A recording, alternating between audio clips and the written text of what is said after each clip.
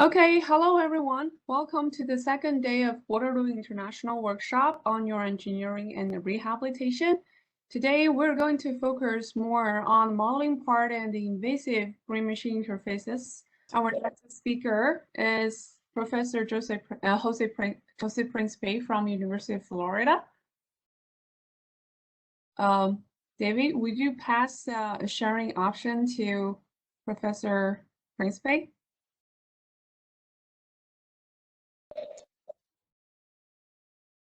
Can you see my slides? Yes, we can see that. All right. So let me start. First of all, thank you very much for the invitation. The title of my talk is Neuromodulatory Pattern Analysis using local field potentials. And I would like to start by acknowledging, how can I control this? Let's see. Acknowledging my students, Austin Brockmeyer, Carlos Losa, and Sheila Aquila, that helped me develop the transient model, and also my collaborators, Karim Owais, and Earl Miller and Andre Bastos, that supported me with their data, and of course also the funding agencies, NSF and ONR, to do this work. All right, so we are addressing this very difficult problem of bridging the scale from neurons to behavior. And we all know that because of the sheer amount of neurons, the interconnectivity, the difficulties in the stimulations, this is a very difficult problem. And we think that it would be important to come up with intermediate scale for which we could map this the neural processing into the behavior, and that intermediate scale is effectively also signals that we can collect in the brain in the form of local fields, because the advantage of the local fields is they themselves are created by neural synchrony. And so there is a lot of information already pre-processed in the neural fields that may simplify the transfer and the information that will help us understand behavior. Unfortunately, though, the local fields and the microactivity that I call the spike trains, they are very different, and we use different methodologies to extract information from point process, from the spike trains and from the local fields. And so this is the reason I think that we need to change the way that we process the local fields. And we are currently outlining a computational model that process the data from the local fields as also point processes, such that we get a continuum and a homogeneity in terms of methods to integrate the information from spike trains with these point processes extracted from the local fields. What is important is, in terms of, we need to preserve the time resolution of the spike firings, but we also have a problem of representation, and this is where I think we need to work. And hopefully this new methodology will present new features that we can integrate for signal analysis. So I'm sorry to interrupt. Would you like to use the presentation mode so that we can see the full screen? I tried, but I couldn't. Oh, I'm sorry. No, now it works. That's fine. So I'm glad that you asked. All right. So as I was saying, someone that learned how to read EEGs for clinical in clinical neurophysiology knows the importance of neuromodulations to understand the state of the brain function.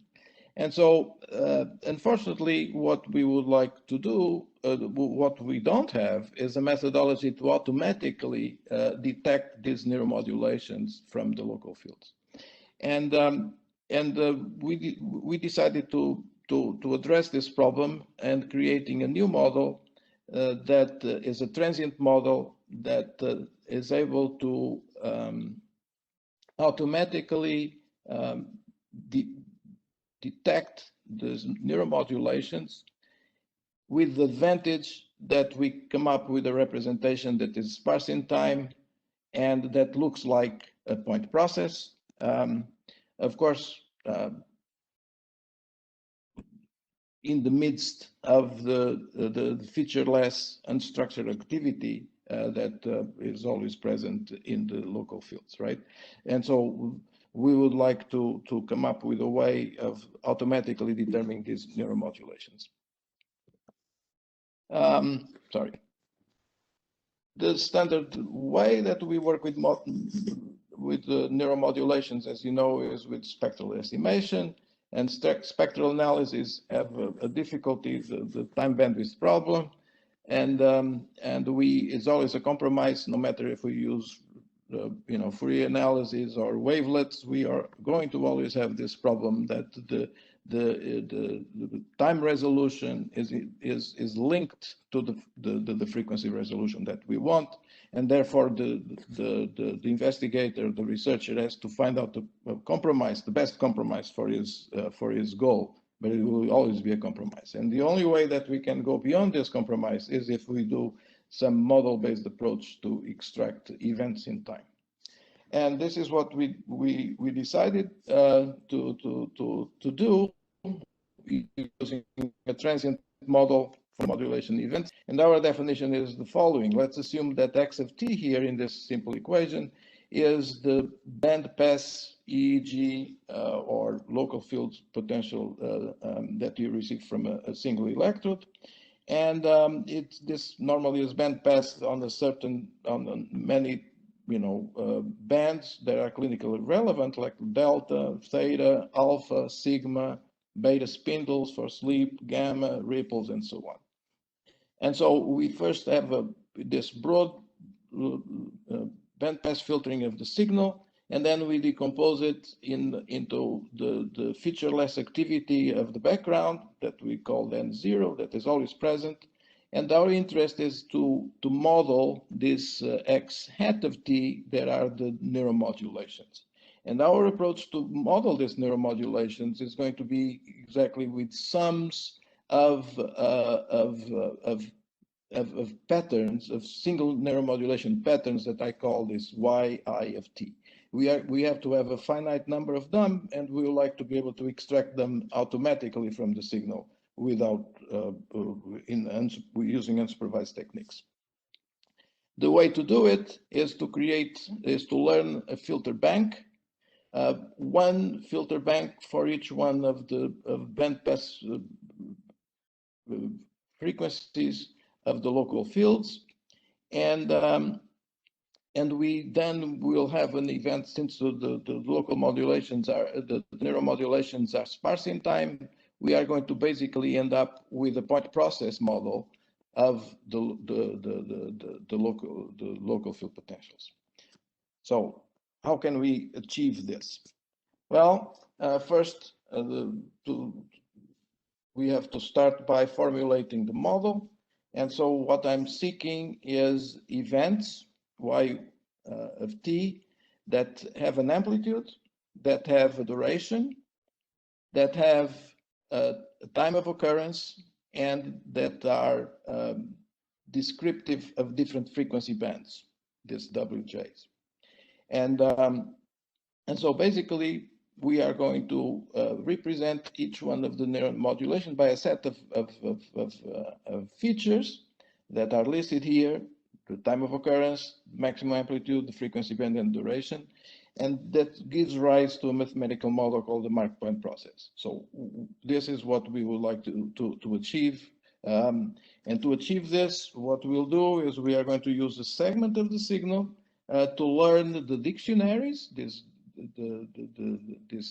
these, okay, there are a set of filters.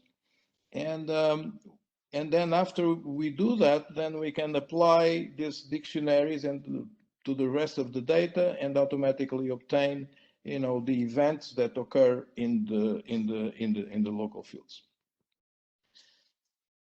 So the first step is to attenuate the effect of the background activity, and we call this the denoising phase for the search space. And we are using a very old idea that was first presented by Walter Freeman many years ago, that it states that if you look at the local fields with in the rest, with the eyes closed in the rest mode, the amplitude, the PDF of the amplitude of the signal is approximately a Gaussian. So basically what we would like, if I want to detect neuromodulations, is I would like to find distinctions from the Gaussian distribution. There's many techniques, but I like to find one that is quick and robust and that can be implemented quickly. And this is the reason why we use this new similarity measure that was developed in my laboratory called Corentropy. Corentropy is a similarity measure between two random variables. The random variables of interest here is the background activity and the neuromodulations. And so we simply create a threshold based on a z-score that is implemented over the Corentropy measure. And this very simple procedure is able to distinguish between the similarity between signal segments that are very rhythmic from signals that are very much different from this, that are associated with what we call the background activity. And so this simple z-score measure allows us to look into the proper segments in the local field potentials to extract the events. The extraction of events is an optimization problem, and in fact requires two loops. One is a minimization on an adaptation of a model. We are going to use linear models. So basically what I want is to automatically design the parameters of a filter that can predict the next sample of the signal accurately. And of course, if I don't have any other constraints, I will have thousands of models, and this will be not useful. So what we also like to do is we like to have a minimization to sparsify this family of filters, and we do this by imposing a specific free parameter. It's k, the number of filters in dictionary for each one of the frequency bands, and we also impose a constraint on the length of the filter, and to preserve the power of the original signal, we also constrain the norm of the weight factor. So the method is greedy, we call it the KSVD algorithm. That is basically a matching pursuit type of algorithm. And so this alternates between sparse coding and dictionary updates, and then the system stabilizes at the point, and at the point we stop. And then we have our family of filters, and we are ready then to apply it to the rest of the signal. So let's talk a little bit about how this new methodology of quantifying the local field potential, what are the features that we can obtain from it. So first of all, we have to realize that from the continuous time amplitude signal, we come up with events. All right, so we have a point process representation of these events. And for each one of the channels, we have as many frequency bands as required for our experimental work. In this particular case, I'm going to just talk about the beta and the high gamma band. Okay, and as you can see, these are events, just like the the neural spikes that we get directly from the neurons near the electrode.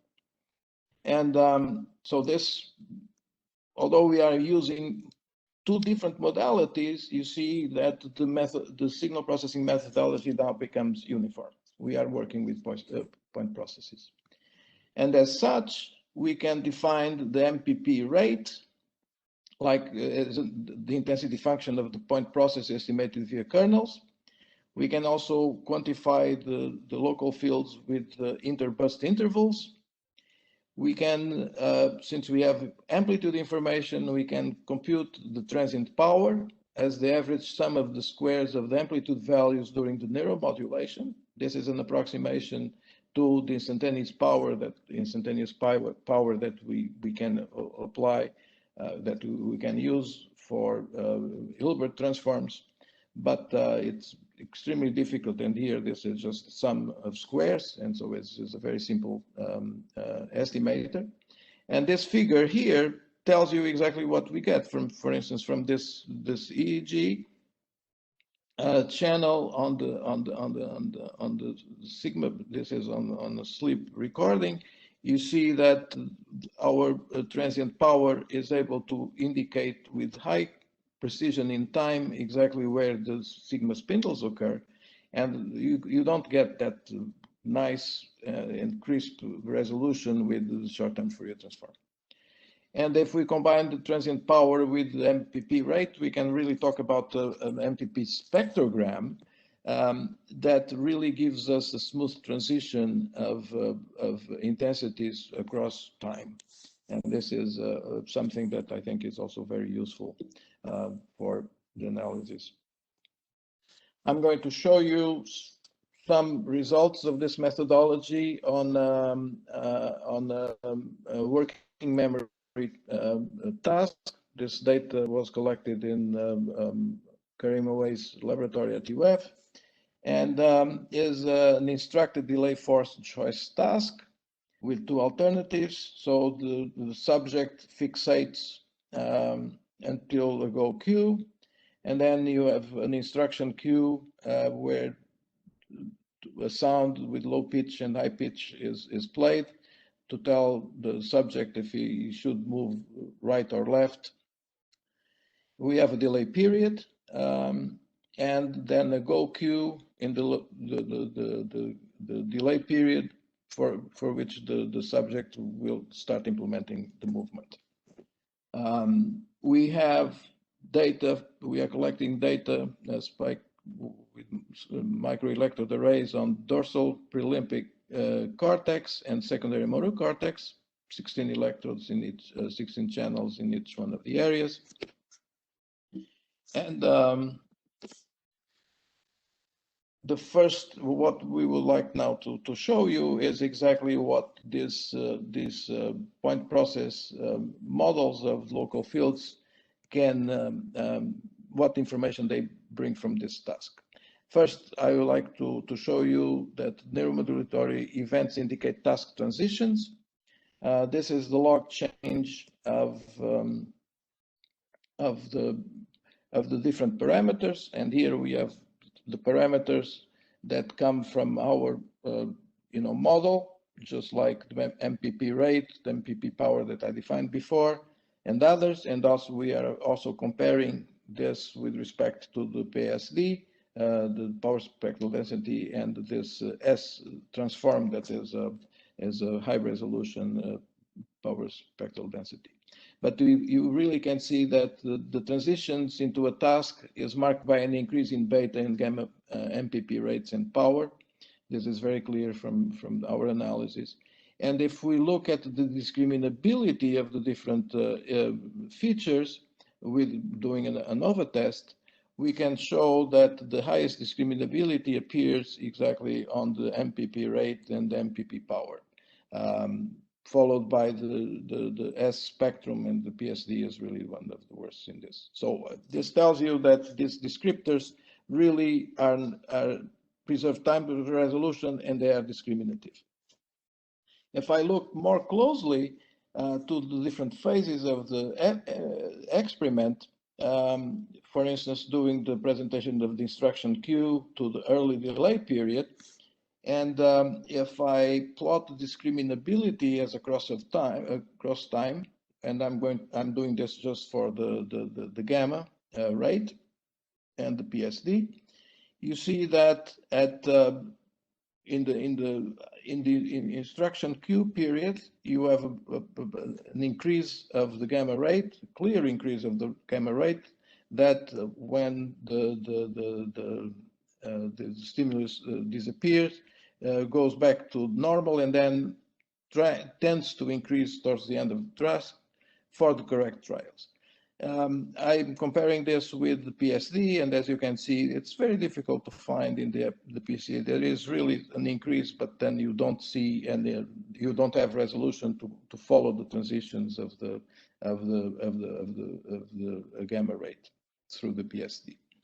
What is interesting also is that at this point in time, when we did the analysis of correct trials versus incorrect trials, we can at around 1.5 seconds into and before the animal moves, we can immediately predict what are the correct trials versus the incorrect trials just by looking at the gamma rate.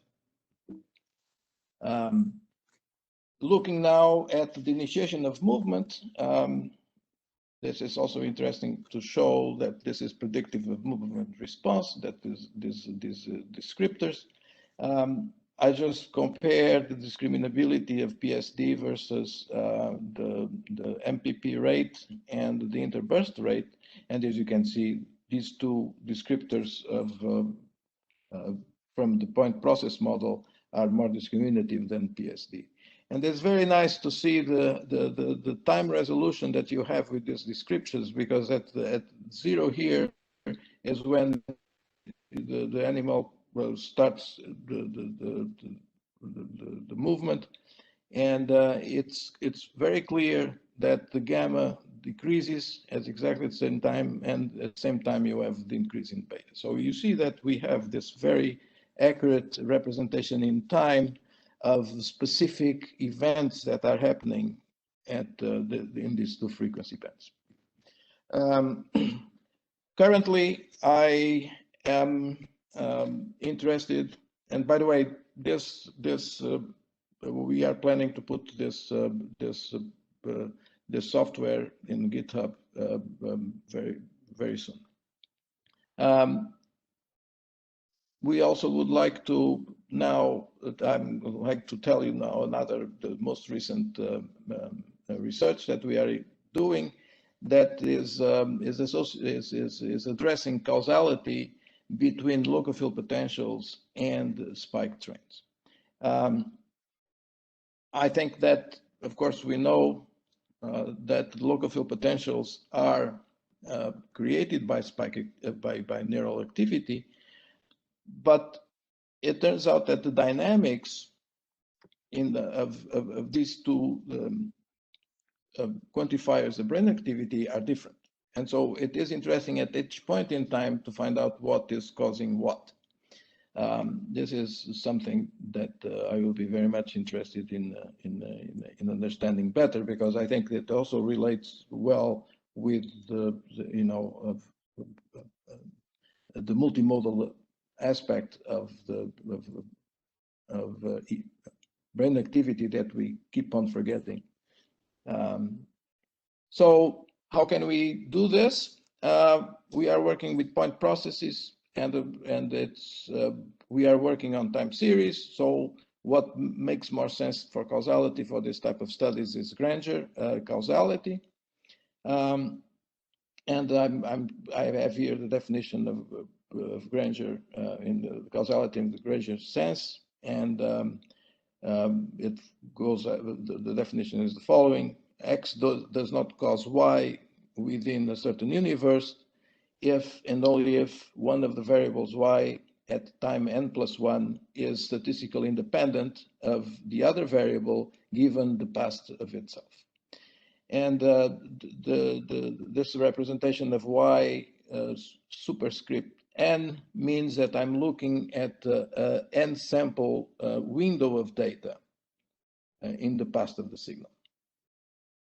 So this is the definition. So the question is, how can we implement this type of approach with spike trains? Of course, we can use a Granger modeling approach, but it's going to be difficult to, and remember that Granger only measures causality in the mean and in the variance, just for the first two moments. And I would like to take full information about the statistics of the data. And creating a Granger model for spike trends is also not going to be easy. So I think it's more appropriate to think in terms of non-parametric information measures. The problem of the measure that looks more interesting is mutual information, right? Because mutual information measures the statistical dependence between two random variables or two random sequences. But unfortunately, mutual information, as you know, is symmetric. So although it measures well statistical dependence, as it's impossible to extract from it an arrow of causality. And it turns out that there is another concept called directed information that was proposed by Massey in the 90s that is similar to mutual information, but preserves the causality in the communication between X and Y. And I'm going to, there is many formulas, but this is relatively simple.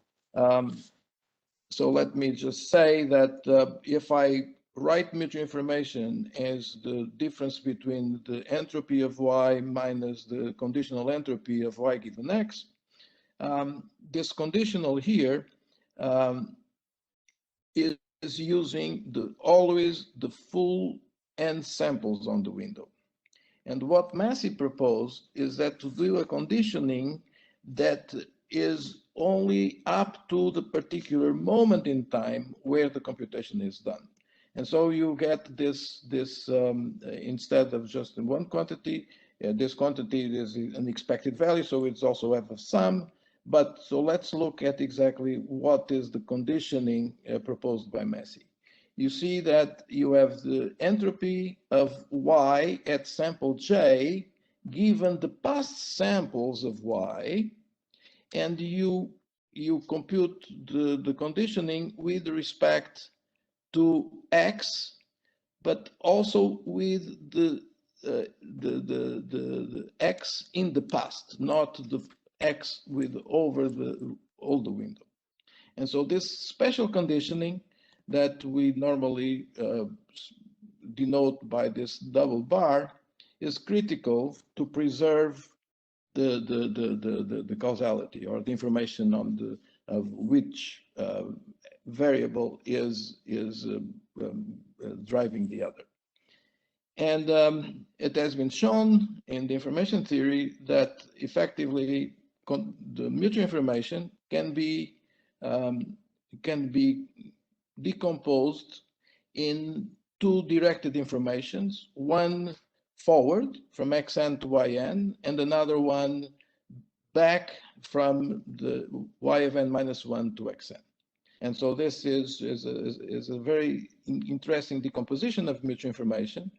And the one that we are interested for causality is exactly just the first term, right? And so we can just estimate this term, and this is very similar to mutual information, but preserves the causality direction. So the question now that we have to answer is, how are we going to compute this? Well, first, let me define causality using directed information, just to make things clear. X does not cause Y within our universe if and only if the directed information from Xn to Yn is 0 for n greater than 1. Okay? And in practice, we would like this, we are just measuring causality between two variables. We may have many more variables in our experiment, and so we should always condition this directed information between two variables on the other variables in the environment that I'm going to simply, put all together in a random variable z. But this conditioning does not change basically anything in the formulas. What is still that we need still to address is how I'm going to compute estimate these entropies, right? The conditional entropies and the entropy of y. And for that, we are using Rennie's entropy, an estimator of Rennie's entropy in the reproducing kernel spaces that is very accurate in high dimensions, and that's the reason why it's important here. Because remember that if I'm using entropies on these variables y of n, and if I have 50 samples, or the windows that we are working is between 50 and 200 samples, you see that we are going to estimate entropy in 50 dimensions or 200 dimensions, and so this is it has to be a specialized entropy estimator to be able to give you accurate results. And so this is exactly the purpose of this Rennie's entropy in the reproducing kernel spaces, because Rennie's entropy can be in RKHSs can be simply computed as the trace, the log of the trace of the gram matrix of the data projected in the space. And so this is not an easy, not a difficult thing to do, just to compute the trace of this matrix. The final step to implement this to spike trains is to talk about what is the kernel that we are going to use to map the spike trains to the reproducing kernel space. We also did research on this a few years back with my student, my former student, now professor, Memming Park, and the best of the most powerful of the kernels for spike trains is the Schoenberg kernel, that basically is an exponential of the different square of intensity functions of 2-point processes W1 and W2. Of course, we still have to find a way of estimating the intensity function, and for the Schoenberg I, we are using an Heaviside window to do this estimation, while the Schoenberg E, we use a Gaussian function to estimate the intensity functions. Notice that these two kernels are strictly positive and have only 2 parameters, so they are relatively easy to apply in practice. But there are other alternatives like spike kernel and others, and but a lot of these spike kernels really have many parameters, so they are difficult to apply to real world problems.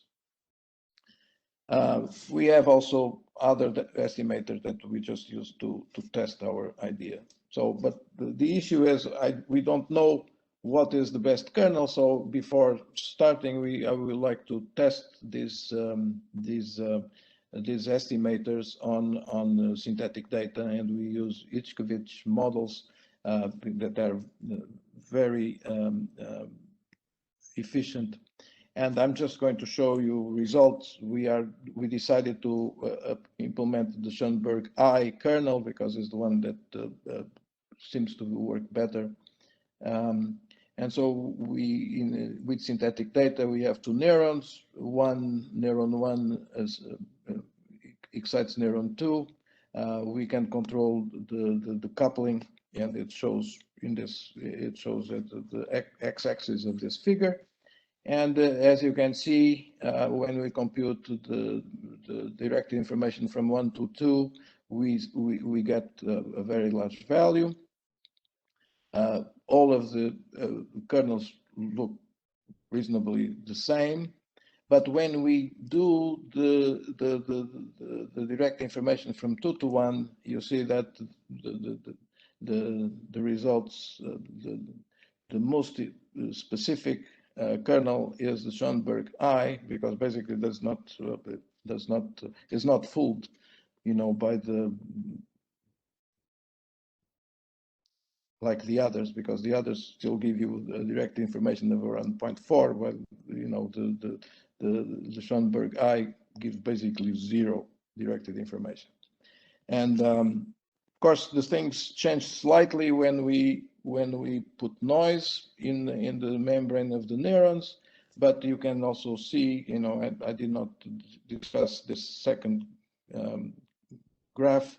That is a statistical validation using a Cohen measure of the distinction between the two estimations of directed information. And you see that as a function of the noise level, the Schoenberg I is really the kernel that is more robust to noise, and so is the one that we decided to apply. We did many tests on neural networks with synthetic neurons, and this is an example of with 6 neurons. They have excitatory connections and inhibitory connections. These are the spike trains that are created by each one of the neurons. And it turns out that when we apply the directed information with the conditional on the other variables, we get basically exactly the connectivity that is created in the networks. If we just use the pairwise directed information, you see that the result is not as good, and we have false positives. So this encouraged us to try to apply this to real data, and we are collaborating with Earl Miller, that is also interested in the cortical organization, the functionality of the cortical columns, and he has this data on the delayed match to sample task done with monkeys. This is fixation window. A picture is presented to the subject, and then there is the delay period, and then the subject needs to saccade the part of the screen where he saw the previous picture to have a successful trial. The data is collected from regions from V4, area 7A, and the PFC. We are interested in really, the electrodes are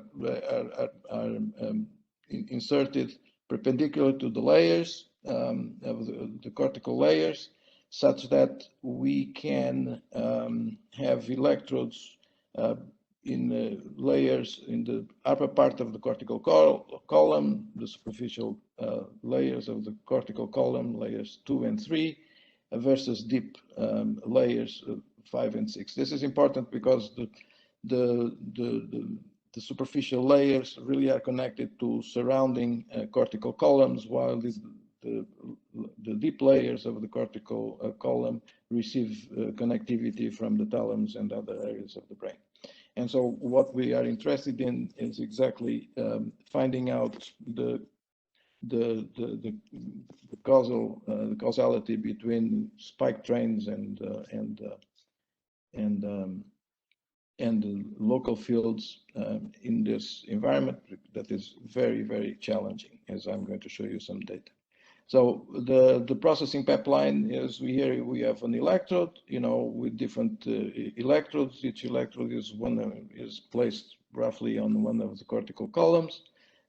We do spike sorting on each electrode and also local field, and then we separate the bands, and we are interested in the beta band and the high gamma band, and we would like then to find out.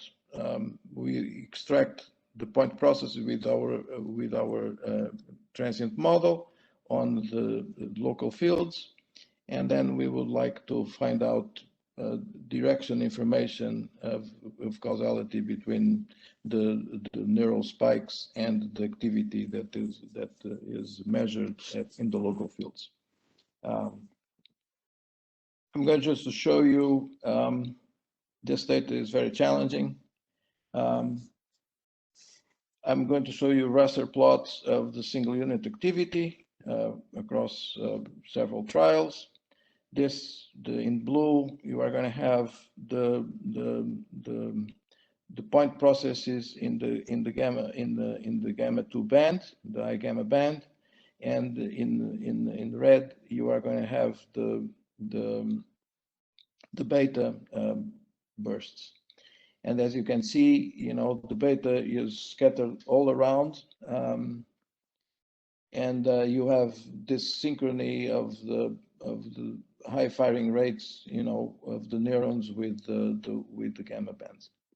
If we look at the organization across of the rates across the different parts of the different phases of the task, you see that this plot shows you the rate change from superficial versus deep layers of the cortical columns in percentage. So on top, you have the deep layers more active than the superficial layers. And in V4, during the presentation of the image, as you can see, gamma does not change that much, but beta has this decrease and then an increase towards the end of the presentation. And it turns out that the neural the rates for the neuron is decreases and then stabilizes. But notice that during the delay period, the picture is totally different. So this has high variability amongst the different layers, excitation of the different layers of the cortical column. And if we go to PFC, also, as you know, in the cortex, you have a totally different picture. So how to understand these intricate changes and communication between the neurons in different layers is something that requires all the tools we can get, and causality may help. This picture shows you basically what is the very preliminary results in causality for the sample presentation and the variable delay period movement in V4 and the area 7A. And it is interesting, as you can expect, that the neurons inhibit causally the gamma, but the gamma excites the neurons also during this sample presentation. And if you look at the area 7A during the same exactly period of the task, you see that the neurons causally inhibit gamma, but we don't see anymore this the causal excitation of the gamma with respect to the neurons. Alpha seems to or excites mildly gamma during in areas 7A. But what is interesting is if we go to the variable delay period, you see that this inhibition of the neurons on the gamma disappears, and now neurons are inhibiting, causally the alpha, the beta. Okay, and so while we still have the causal relation, excitatory relation between the gamma and the neurons. So this tells you, that there are some systematic things that remain the same, and other patterns that, when we use the causal analysis, we hope that this will complement the other measures that we use to understand communication amongst neurons, that will help us create a modeling approach to interpret all these changes. So I think I don't have any more time, so I'm sorry, it took longer than I thought. So the conclusions are the following. So this spike-based approach or point process-based approach to local field potential brings lots of innovation in terms of quantification of the mesoscopic activity of the local fields. And we hope that since it's already a point process model, that we can have homogeneous treatment of multimodal information, in this particular case, spike train activity and local field activity, using just the same technology of spike trains. And so this is really what I think is rather interesting, because then we can, for instance, for causality, now we have an algorithm that we can start asking questions about causality between two different brain signals in using basically the same algorithms. So this is what I wanted to kind of tell you about. Thank you very much. I'm sorry it took so long. If you have questions, and if the organizers allow me to answer them, I will. Thank you very much. Yes, there are questions from the Q&A. Can you see that?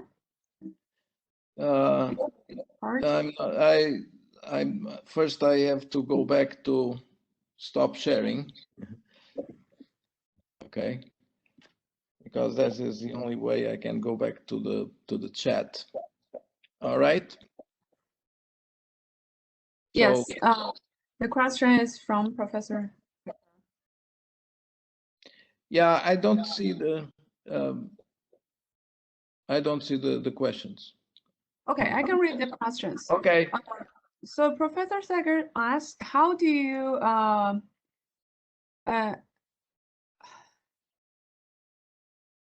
okay, you cannot see the question. How do you how can I see the chat? That is probably, if you tell me. On the right side, okay, there are panelists, chat, and Q&A. Oh, I see. So maybe there is Q&A. Okay, now I found Q&A. All right. So let's see. For a great theoretical foundation, how do you ascertain that the inverse from LFPs to ECOG truly represents neural spiking? It's not representing neural spiking, right? What we are simply doing is we are creating a representation of the neuromodulation in the local field potentials, right? And so when we do so, we only are interested in the events, these events, and how they appear in time. Just like in the neuron, we are just interested in when the neuron fires, right? And so this representation just is a representation that characterizes the occurrences of neuromodulations in the local field potential.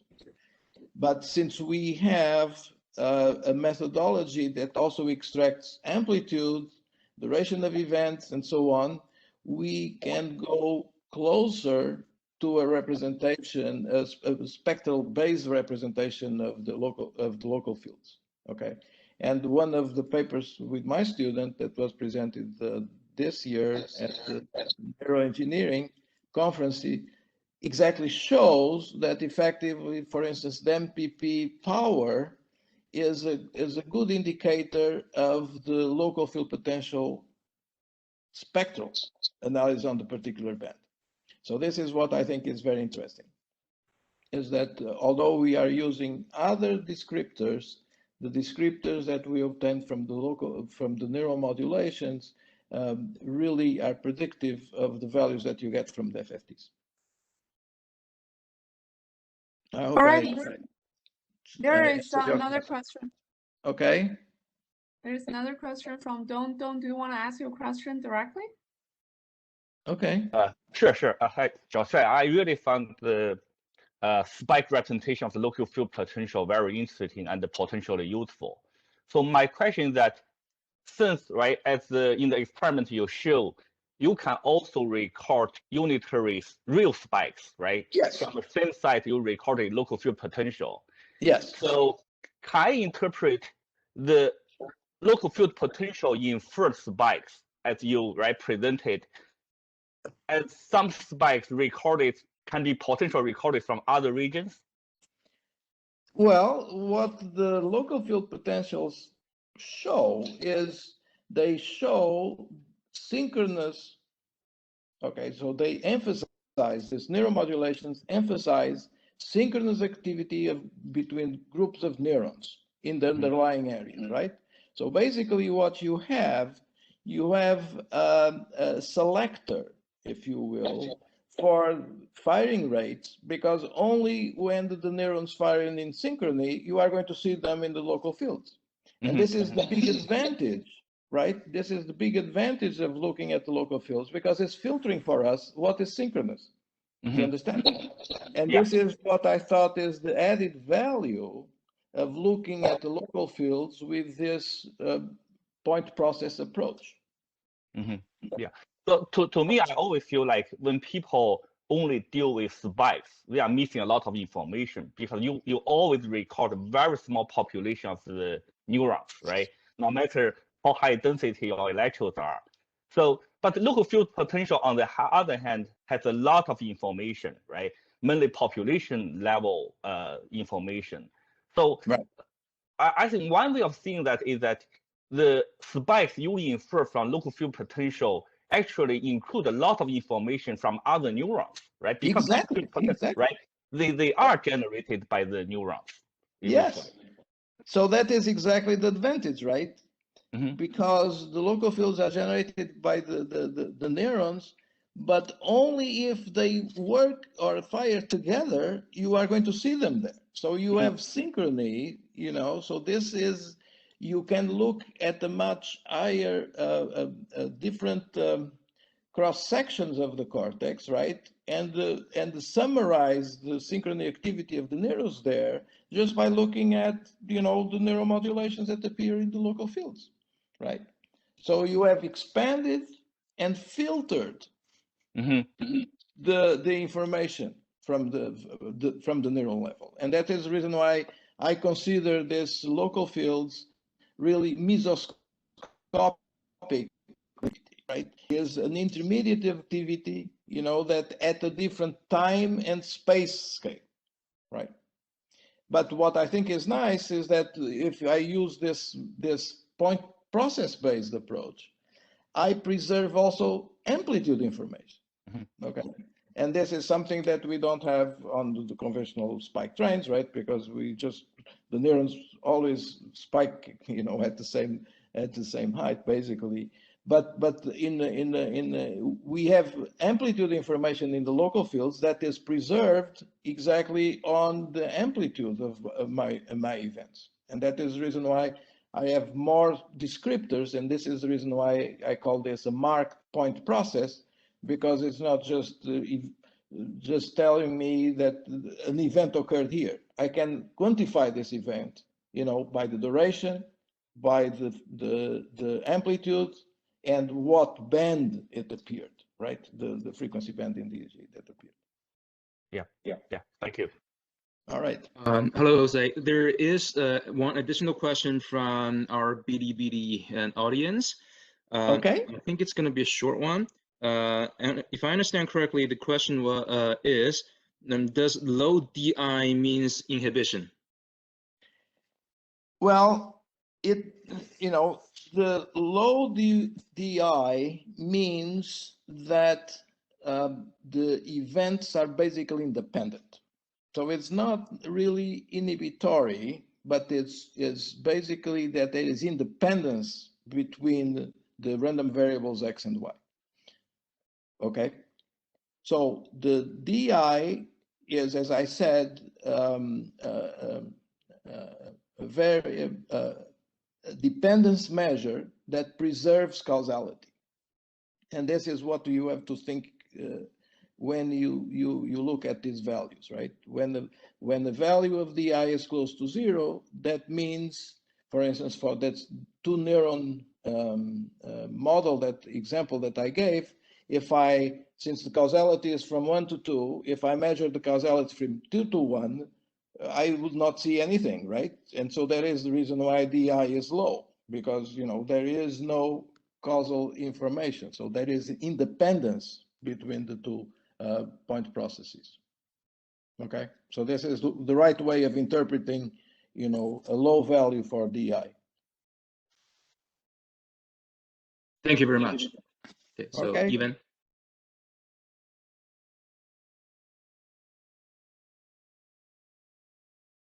We can't hear you, Even. All right.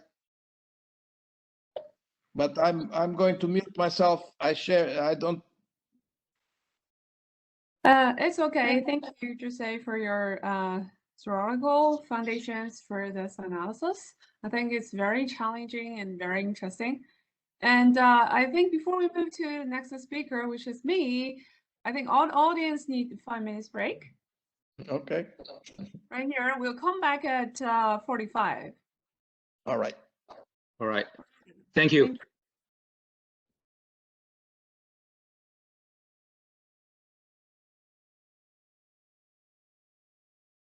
All right. All right. So for the interest of time, I think we should start our next talk by Professor Ewan Wan from Hong Kong University of Science Technology. And the title of the talk is Autonomous Task Learning for Motor Brain-Machine Interfaces. Ewan, the screen is yours. Thank you. So I'm very happy to have this chance to present my work on autonomous task learning for motor brain-machine interfaces. As we already know about the brain-machine interfaces, and the motor brain-machine interfaces has a great example, as I mentioned, as I show right here on the top right, that a paralyzed lady could use her brain activity to directly control a neuroprosthesis so that she can drink the coffee totally by herself. So in this paradigm, we can see that all these interfaces works as the following. It recorded the neural population signal invasively, and then designed some signal processing method as a decoder to interpret this neural population activity into the control command on the processes. Then whatever the control command actually make the processes move become the sensory feedback directly feeding back to the brain. So in this case, we know that the information actually flows as a closed loop for every time instance. So we can directly see there are a lot of learnings in this closed loop interaction.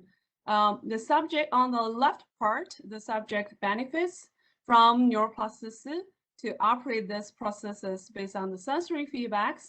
It could include different types of the feedbacks.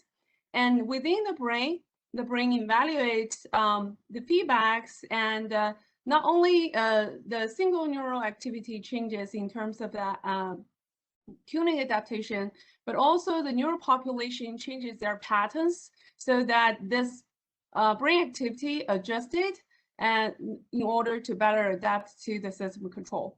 However, this kind of a control and adaptation is not easy on certain specific subjects. Some of them are, pretty selective to this brain-machine interfaces, and because of this neural activity changes over the time, that means we require some design on the decoders. Either we do the daily calibration to maintain a very stable performance, or we need to make an adaptive version of the decoders for the better processes performance. Okay, and other than that, we have to mention that this closed loop interaction generally needs very intensive training on the specific defined task. That means we need to have a technician as an external guidance, and you practice the same task again and again. Once we change to a different task, everything has to be retrained, including the decoders.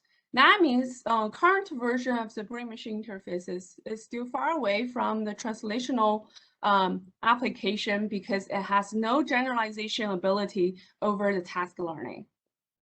So for the basic requirement for as a translational BMI, we need to have like no subject selective. We don't have to do the daily calibration, and we don't need to have intensive like training on specific task. Hopefully, we need to design some smart interfaces that could adapt through the trial and error. And more than this basic requirements, we need to assist the subject to obtain the fast brain control. And hopefully, the smart interfaces could learn a new task autonomously. That means everything is internally guided by the subject itself. We don't have to always ask the external technician, what task do I have to do? All right. And of course, everything is built together, starting from the simple training task in the lab. Hopefully, our smart interfaces could learn more complicated like movement with a certain like efficiency. All right. But this, of course, this is a very ambitious goal. We start step by step. The significance of this is to develop a series of signal processing technique for translational brain-machine interfaces. Hopefully, we can gain the stable performance over the time and assist the subject brain control. And hopefully, we can utilize this BMI to achieve new task learning autonomously from a simple task to more complex task. Of course, when we have this engineering goal, at the same time, we want to develop some computational tools to take a further look inside the brain activity, and ask the questions if we can computationally model the single neural adaptation behavior or how the population changes over this control of the processes. Hopefully, we can shed the light to understand the plasticity and the learning of the brain itself. And if we can understand the principles, it may yield the neuromorphic approach to design the brain-inspired robots. All right. If we want to design some like interfaces that can learn the new task, the first step, maybe we should take a closer look to understand how brain learns the new motor task. Of course, we all know that other than just motor cortex, there are like multiple cortical area involved of this task learning, including prefrontal, of course, and this prefrontal areas evaluate internally, of course, evaluate the sensory feedback of how our neuromuscular system execute our movement intention. And based on this, there are complicated neural process right here, not only just the adaptation, but also records the memory. If this is some movement we have done before, can we transfer the knowledge, or is this some new things I have to explore through the trial and error? So this is a general procedure how we learn from the simple task to the more complicated, sophisticated task. So this actually gave us some hint that we need to explore more brain areas if we want to design some interfaces with the learning ability, basically mimic the principles of how brain learns. We investigate the medial prefrontal areas, especially the anterior, the ACC area. As we know, it's heavily involved in reward-guided learning. Here is the abstract model of how this MPFC works.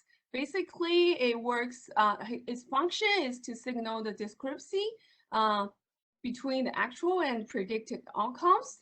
And based on this change, based on this signal, it helps to contribute to update our action policy, that is learning a new task accordingly. Okay, so this gave us a hint that the medial prefrontal activity may act as internal critics to guide the learning of our smart interface. Of course, we need to design some smart like decoders that more than just translate translating or executor like our neuromuscular system. But we have to consider more functionality, including like the memory core, knowledge transfer, or the exploration of something new. All this kind of functionality in this decoder. And we believe that the answer lies in the kernel-based reinforcement learning, because this is a universal approximator, works as a model to find the mapping between the neural input and action output. So for every time instance, the multi-dimensional neural activity is inputted into this decoders. This input will be projected into the reproducing kernel Hilbert space, which is the infinite feature space. And some similar neural activity would naturally group together as clusters, and they linearly combine together to generate some action values, so that when we probabilistically select the actions, we actually make the interaction with the external environments. And of course, this action comes with the results, with the outcome. Whether its outcome is external reward or internal evaluation based on the sensory feedbacks, this evaluation critics will help us to update this mapping so that our decoder can become adaptive over the time. So the good things about this structure of this kernel reinforcement learning is, one is because this is a linear combination of the feature space inside the feature space. So there is no local minimum. It's very easy to apply for the online interaction, especially when we have a subject who has only like a short time, like tryout before it lost its patience. And the next thing is that this RKSH is an infinite feature space. So that allows the growing of the new features once we enable our interfaces to learn a new task. So there are more and more knowledge could be fed and selected by the clustering technique, so that during the interactions, the whole decoder could potentially do the identification of the similar or the existing knowledge, or explore on the new knowledge at the same time. So we think this is its potential. So we propose autonomous learning framework as the following. So when we get the neural activity from the brain, not only the M1 activity works together with this key kernel reinforcement decoder. Hopefully we can transfer the neural patterns as the existing experience, but also uses reinforcement learning technique to detect the novel patterns in terms of its action results. But based on the sensory feedbacks, one of the stream comes from the immediate prefrontal neural activity, so that we use machine learning technology to extract whether it can work as internal critics, so that it could autonomously guide the learning of this interpretation on M1 activity. So we want to use this autonomous learning framework to address 3 different questions. The first thing is that separately, let's first check if our proposed kernel reinforcement learning decoder could assist the learning for a brain control task. And the second one is that our internal critics could guide the learning on the new task learning, could guide learning on the new task. The third one is that we want to ask a question is that, how can we make the learning on a more complex task in an efficient way? Let's start with the first question, can we assist fast brain control? As we all know that brain control is very different from the manual control, especially when we work with the animals. When animal can really control a joystick right there, and after in the brain control state, he's thinking about moving a joystick. And we have literatures demonstrate that the neural populations, this neural population and the single neural tuning function, that is this relationship of the single neural firing rate to the movement parameters, actually changes between those two different modes. So this brings the challenge that our decoder could efficiently adapt to these changes and help us to help the subject to achieve the faster control. And we test our algorithm, like I mentioned before, on the monkey task, on the monkey joystick task. So this is only the directional movement. Among the three different modes, first is manual control, second is spring control with joystick is still there, and the third stage we move away the joystick. We can see this is neural population activity in the PCA space. We can see in the three different stages, all the neural populations they naturally grouped together with different clusters. I labeled the cluster center right here, and over the stage change, there are new clusters emerge, and some of them drifting its position, and some of them is totally new cluster, and some of them just happens during the trial and error and become inactive over the time. But our algorithm here is a red one. When we switch between among the different stages, the decoder performance generally drops a little bit, indicates, okay, it's a change of the different phase, but it quickly goes back to a very satisfactory, like successful rate. But if we don't adapt the decoders, we can see this green line actually labels that if we switch among the modes, the performance could be very, very bad.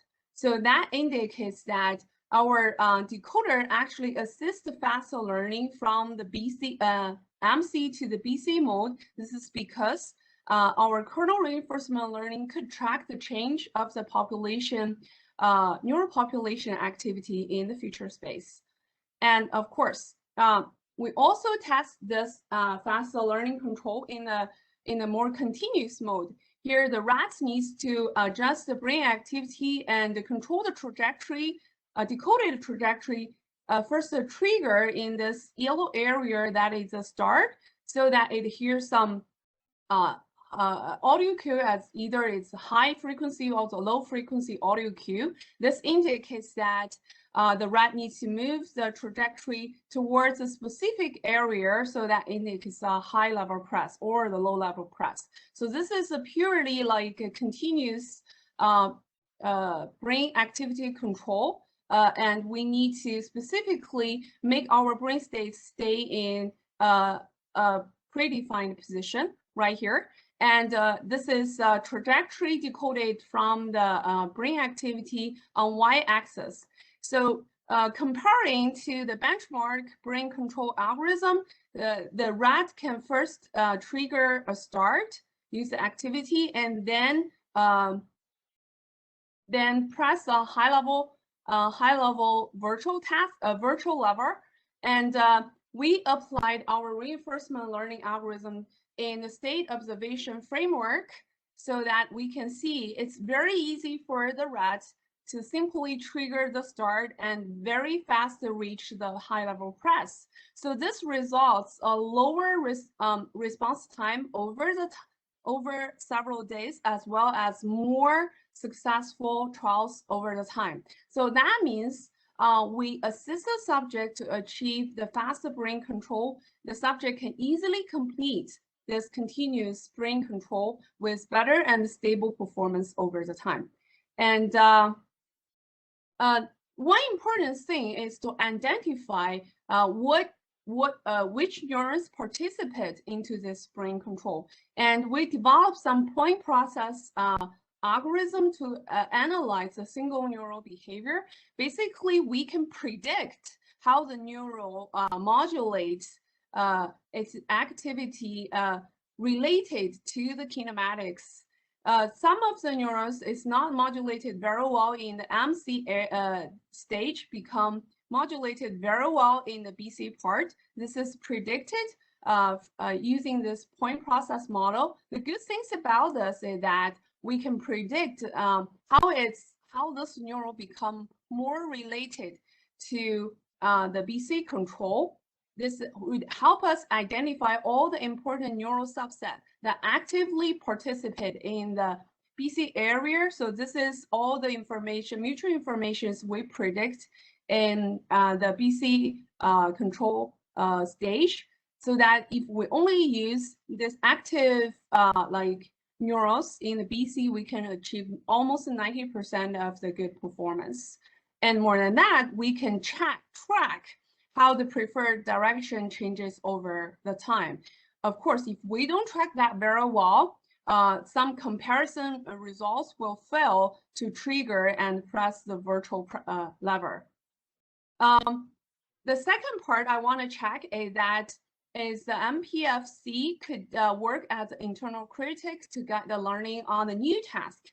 So we record the whole learning procedure of the rat pressing one lever and then discriminate two lever over several days. And within the critical learning stage, where the behavior successful ratio increased significantly, we analyze how the media prefrontal activity works.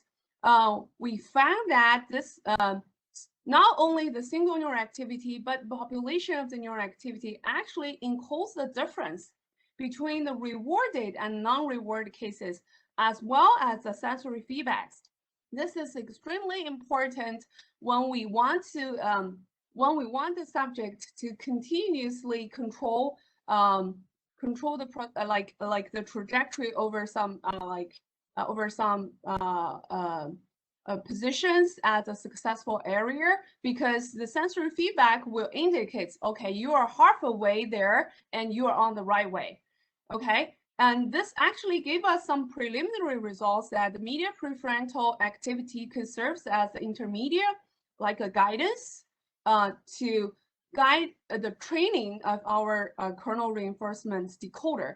And this results demonstrate that the red one is our internally rewarded decoder with adaptation, and we can see over the days it demonstrates the successful, like the learning stage exactly works as this one. This black line is the actual behavior learning. That means, okay, our decoder can learn a new task while the subject, the rat itself, learning a new task at the same time.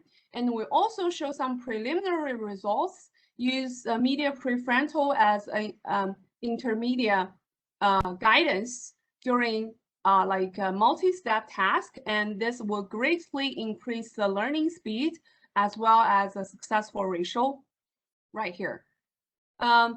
The third part we want to test is that can we make the complex task learning more efficiently? So think about this, that when we learn a new task generally, there might be, our assumption is that there are some common knowledge right here that we can utilize and transfer what we learned before. So this actually happens in this RKSH feature space. So if we have learned this colorful like neural population pattern in the feature space, which is this color, and we are learning and the subject is learning a new task with different like clustering of the neural patterns. Inside this feature space, there are possibilities that when we rotate and align these new clusters in this new task learning, it is possible that the common knowledge could overlap. So this is a knowledge we can transfer. Just to think about that, if we want to use the rats to do a 3-level discrimination task, the rat would learn based on experience. That experience happens in this feature space. All right. And we demonstrate that we demonstrate with some algorithms, which is our preliminary results right here, that this is our 2-lever task, this is our 1-lever task, and we rotate this task iteratively over the time, and we can see this rotation is counterclockwise, and so that it kind of match the whole procedure is doing by the algorithm, but this whole procedure, we actually find a match in the real learning procedure that this is a 2-level pressing task This is a neural population visualization, and this is one level pressing task. And when we rotate the whole population, use our algorithm, we can find exactly the match during our recording over the days. So we can assume that the way we match our algorithm, our neural activity in the feature space, the brain might have the very similar procedure to do so, to transfer its knowledge in the motor learning. Okay, so if we do this alignment in the feature space, what we can gain is that, all right, with this alignment take into the consideration, our kernel reinforcement learning could have much faster learning speed over a new level because we transfer the existing knowledge. And more than that, when we switch back to the one level control, we barely see the drop of the performance. That means our kernel reinforcement learning quickly record the memories without, everything relearned. And thus, in facial learning also reflected using a data numbers. So our algorithm can use less than 50%, 60% of the training data with knowledge transfer in the feature space. We can quickly achieve like 80% of the successful ratio. So in this case, we computationally realize the alignment procedure during the learning and match exactly the neural recording during the learning, and we enable the knowledge transfer and memory maintains during the task learning procedure. And of course, we also try this on the monkeys, but I don't have time to demonstrate our results. So the summary right here is that we develop a framework using new advanced signal processing technique. And for the translational brain-machine interfaces, we assist the fast brain control and autonomous learning on the new task. And we can perform complex movement with more efficiency based on the knowledge transfer and the exploration on new patterns. And more than that, we track inside how the single neural adaptation is predicted. We can identify the important neurons that actively participate in brain control and visualize the neural population drifting and emerging during the learning procedure. And of course, using our kernel reinforcement learning, we actually computationally validate that this could be one possible way that the brain actually utilize possibly very similar transfer mechanism during the task learning. All right, and I thank very much to my collaborators and students to make this happen. And this is it. I think I'm out of my time.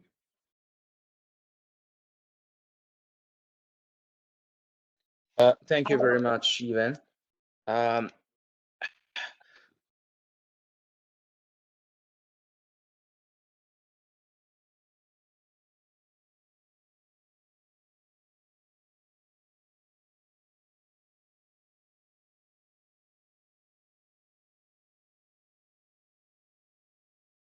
Hello?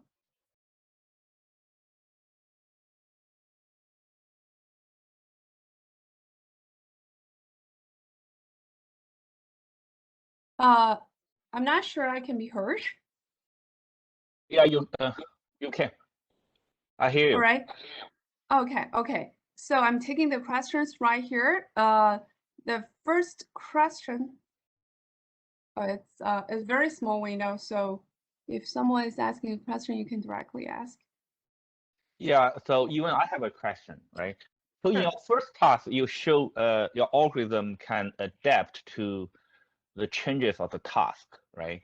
So I'm assuming that can also be achieved by, relatively simple supervised learning, like common filter, because you have all the neural activity and you see the change of the kinematics, so you can remap the, right? Read the question while.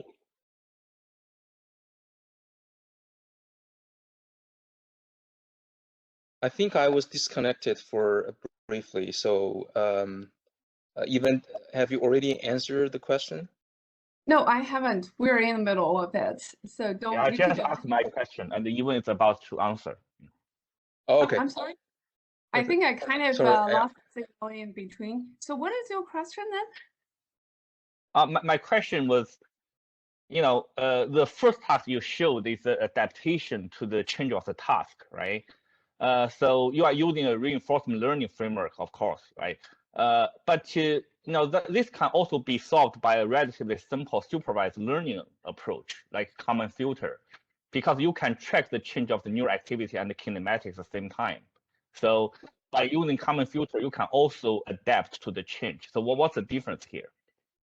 Oh, right. That's actually a great question. The Kalman filter works very well, almost as a benchmark for the brain control, like online task. So that's why we demonstrate in our like assisted brain control for especially for the rats. And we compare with this benchmark algorithm that our reinforcement learning could more efficiently trigger the virtual level press because of its nonlinearity mapping assumption between the input, neural input, and actions. And this nonlinearity could be efficiently adapt then the dual Kalman filter. Generally, when you adapt a dual Kalman filter, you assume that all this state or the observation parameter changes slowly over the time. But for the reinforcement learning, we don't have such assumption. We can do as fast as we want when it's necessary. Everything is evaluated by the critics, either it's internally or externally. But on the other hand, the mapping cannot be just determined by the reward signal, right? Because that's a very weak, low-dimensional signal. You still need to rely on, like a high-dimensional recording of the kinematics and the neural signal to do the adaptation, right? So yes, the adaptation is actually mainly works in feature space. So we randomly select according to the distribution, according to the distributions of the action value, and we select partially like subspace in the feature. Subspace in the feature space, so that this reward will help to distinguish either this subspace contribute more or not. Of course, it may not work as fast as supervised learning, but during the interaction, because of this global like optimal structure, it actually works pretty fast. Okay, got it. Thank you. Thank you. We do have another question from the audience, but in the interest of time, I will forward the question to you, Evan. Maybe you can answer that later on, so we can move on to our next speaker. Thank you. Yeah. So, Phil, would you be able to start sharing your screen? Yes. So let me open my screen over here. Thank you. So let's see.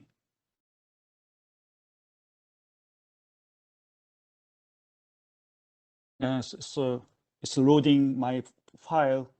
Takes a while, but while I'm loading the file, I'd like to thank for having me in this wonderful event, and it's my pleasure to have an opportunity to present my research work today. So let's see. Yeah, it's almost done.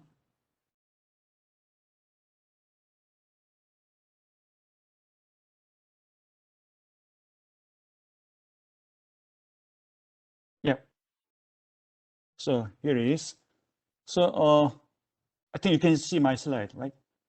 So thank you for having me again. And then yes, today we can. Yeah, thank you. And I'm going to present our recent work on finding a new way to look at the neuropopulation activity that will be useful for decoding movement information from motor cortical population activity. And this work has been done with my former student, Dr. Kim. And my name is Sangfil Kim from Ulsan National Institute of Science and Technology in South Korea. So if you think about the challenge in brain-user interface, and as Iwan nicely articulated, we need higher accuracy and more reliability for stable use. And there are many solutions proposed by many different perspectives, like neural adaptation through running, as Iwan said, and also daily decoder calibration, and also neural representation. And today I'm going to focus on neural representation. So what will be neural representation that we are looking for? So if you think about the decoding approaches for neural population, then given population of neural activity, we can view the single neuron basis movement information encoding, like the directional tuning in population vector. But also we can look at the population activity jointly, such that we can think about the observed neural activity as kind of the result from the underlying process. And we can look at those relations between neurons using like covariance structure, or also you can assume that there are underlying dynamics generating observed neural activity. Then based on this model, you can build up linear or nonlinear decoding models to predict the movement from neural population activity. And if we go into this joint population neural decoding, then we can think about broadly two different approaches to represent the population activity, such as unsupervised learning way or supervised way. And if you go for first the unsupervised learning approach, then the basic idea is following, as many people have been aware very well. Then in the traditional way, when we have single cell and multiple trials, then we can find some single pattern of this single cell over multiple trials, like using averaging, so such as PSTH. But if you have multiple cells in a single trial, then we need some different way to analyze these multiple cells. And due to the recent advances in neurotechnology, now we have much more opportunity to look at multiple cells at the same time. And then they will give us a tremendous opportunity to develop new ways of looking at this multiple cell activity at the same time. So if you think about this neural population activity in the vector space, definitely we can describe this n cell activity as a point in the n-dimensional vector. And since there are temporal dynamics, we can think about this as kind of sequence of vectors over time. Then the question is how can you extract information from the sequence of neural vectors over time? And that may require us to think about representing this high-dimensional neural activity in a much more effective way. So to do this, people have tried to understand the covariance structure of multiple neurons, so such as using principal component analysis or factor analysis or Gaussian process factor analysis for the smoothing performance. And these methods have worked nicely to allow us to find some latent structure of the neural populations. And also it gives us some new insights on how the learning of BMI make the emergence of shared space between neurons. So some studies have demonstrated that using factor analysis, the shared space emerges for BMI learning and so on. And here's one example of using this single trial analysis application of this latent structure. And as we already know that there were 143 ganglia cells enriched in this study, and they project this high-dimensional neural activity into three-dimensional PCA space, and then they can look at the single neural trajectory that will be correlated with single trial behavior. So in this case, the blue line shows the swimming behavior, and the red line shows crawling behavior. And then one interesting trajectory over here that they reported is this green line showing some peculiar activity of leech, saying that the leech vacillate between swimming and crawling, and then it can be nicely projected in this neural trajectory. And then not only looking at the covariance structure of the multiple neurons, but also people have tried to infer the underlying dynamics of the population activity. And so if you think about the recorded spiking activity of multiple neurons as denoted in Y here, then we can assume that these observed spike trains of multiple neurons come from underlying dynamics denoted by X here. And then we can just come up with simple model, in this case linear model, that associate the observed neural activity with underlying dynamic model. And then people have reported that when we try to find this hidden dynamical space in the original neural firing rate space, then usually they observe that subspace of the population activity can describe the dynamics, the most part of the dynamics. So then you can extract the subspace of the population activity and then describe the dynamics inside the subspace. So this has been kind of very well known and well documented framework to understand the underlying dynamics of the population activity, as many papers have shown. And so then again, so we can think about these latent variables. So then the goal is to find out this latent structure of the neural population activity to understand these dynamics of the state. And you can use linear model as the figure in the below shows, or you can use different nonlinear, even nonlinear models. Then how can the dynamics help us? So here is nice paper demonstrating the benefit of understanding dynamics. So as this paper demonstrates that if you think about the trajectory of any mass object like cannonball, then and then let's suppose that we recorded this motion of the cannonball with very low resolution camera. Then this blue dot line will give us kind of a very noisy observation of the cannonball trajectory. Then then this will be only the data that we are going to get, as we usually get from the brain activity.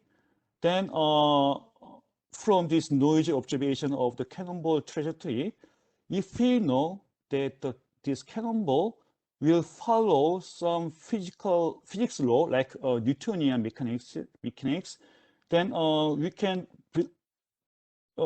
utilize this principled theory to incorporate with noisy observations such that we can reconstruct the original trajectory of the cannonball. So you can apply this kind of idea to the neural data such that if we have this state space, so S1 and S2 as neural state space, and then you have observed state vector in this blue line. But if we know some dynamics of the neural state, like described in this red line, then we can incorporate this neural dynamics with the neural state, the observed neural state, such that in the right figure, only using the neural dynamics, the trajectory will be predicted by this purple line in the purple arrow, but they can be corrected by the observed neural information, such that we can correct and then rebuild the dynamical neural state in the red line. So we can keep doing that over time, and this is very similar to the Kalman filter approach. So and recently, the Stanford team developed this latent factor analysis via dynamical system to incorporate with recurrent neural network. And also our lab have shown that we can apply this to the single trial analysis of the motor cortical population activity using latent structure. And then we found this latent structure using some special temporal version of the isomap.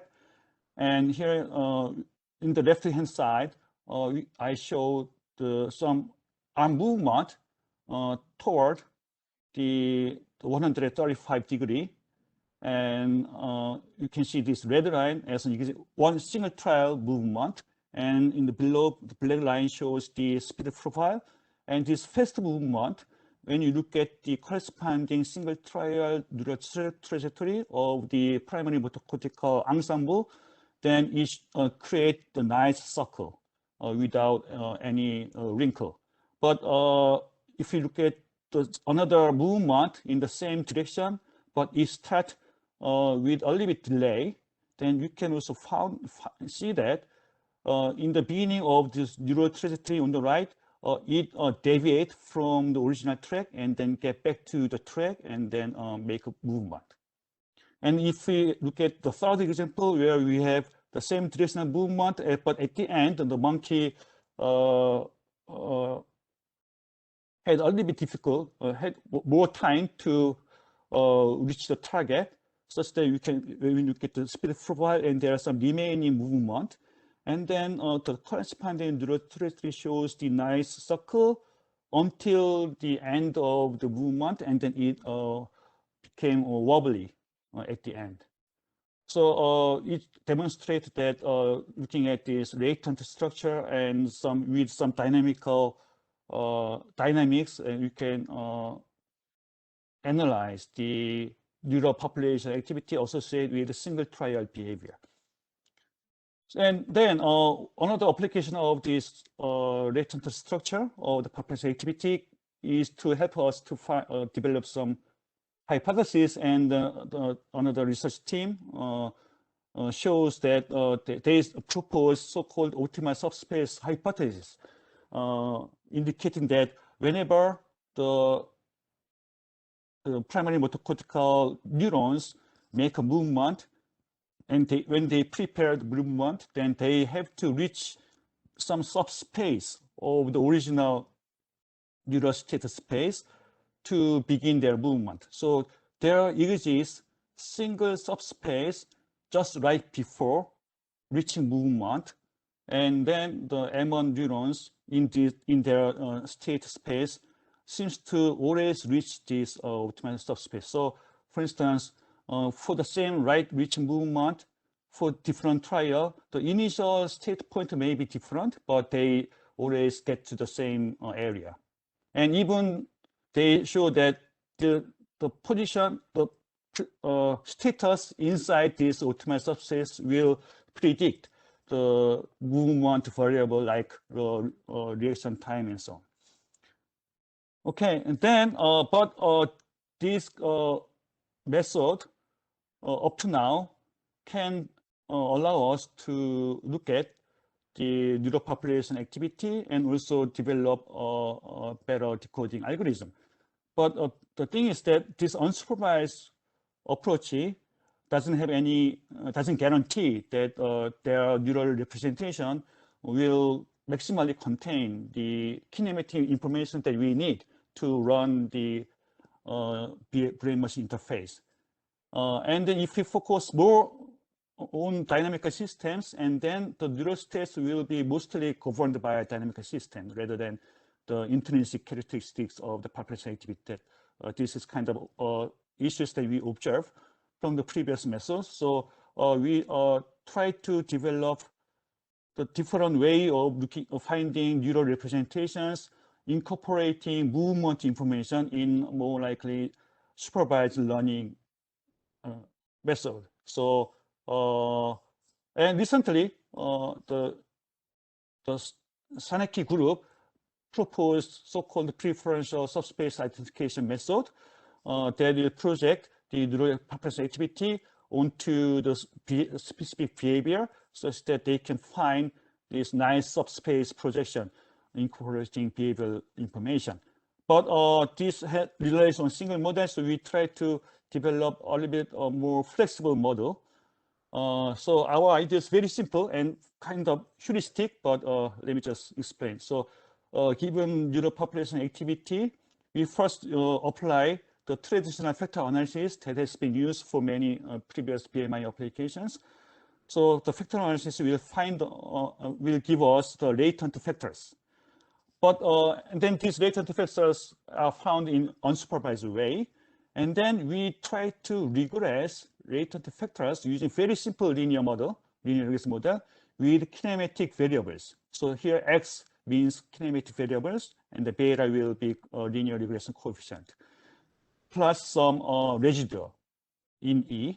And then we suppose that this regressed part using linear regression will indicate the portion of the latent factors that will be mostly correlate with kinematics. So quite a straightforward idea, right? And then we call this as kinematics dependent latent factors, like the portion of the latent factors dependent on kinematics. Then this portion called KDLF will no longer be able to be projected from the original population activity because there is just a part of the neural latent factors. So we add another approximators that read the neural population activity and then predict these kinematic dependent latent factors. And then we use some nonlinear version of the approximator because that works better than linear version, like LSTM.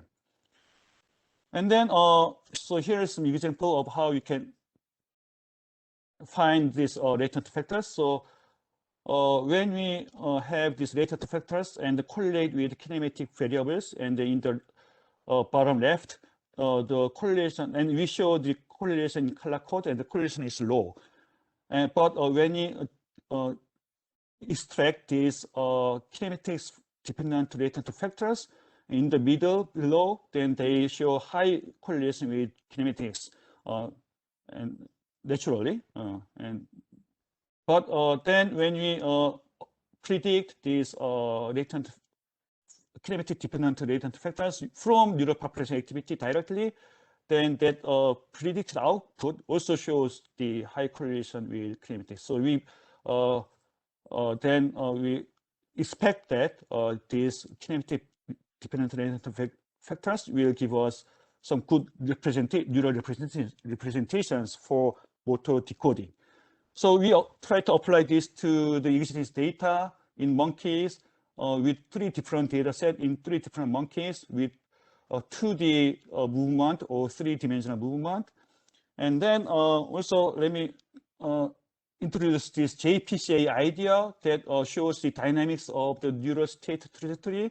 And then it shows that when just before the movement, the neural state will be aligned in the linear line. So that will be a good way of looking at how the neural representation is ready to make movement. And then we compare with the existing method like factor analysis up to the PSID. And we also compare with our proposed method like KDLF. And then KDLF shows a nice dynamical trajectory compared to previous method for different movement data set.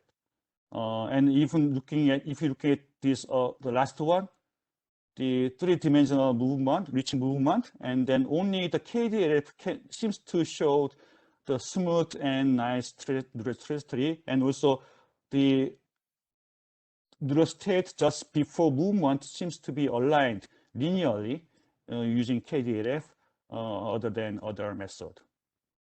Then next thing is to decode these latent factors for BMI. So we, sorry for this presentation, but we apply this to decode the velocity and position of the monkey's arm movement in three different data sets. Then we demonstrate that we can show that the reconstructed trajectory using KDLF seems to be very close to the original actual movement by monkeys. And then when you evaluate the performance, then as expected, decoding these kinematic dependent latent factors will outperform the decoding other neural representations using previous existing method. So we have higher correlation and smaller error. So in summary, we believe that our proposed the novel method of finding new neural representations that contain the kinematic information in a maximum fashion based on the traditional factor analysis can improve the decoding performance for intracortical BMI, and particularly for the M1 population activity. But we also think that we can also apply this to different variables, not only movement, but other variables. And also, we think that we don't need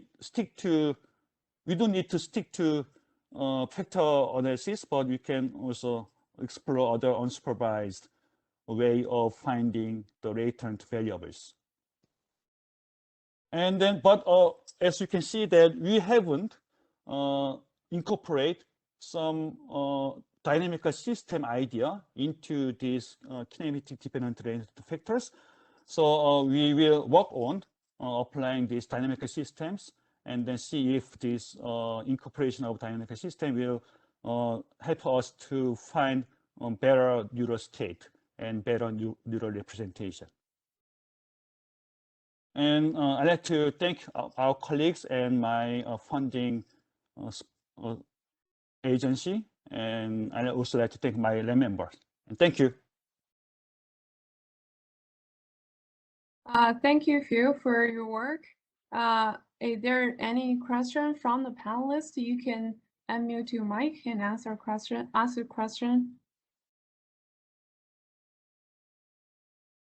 So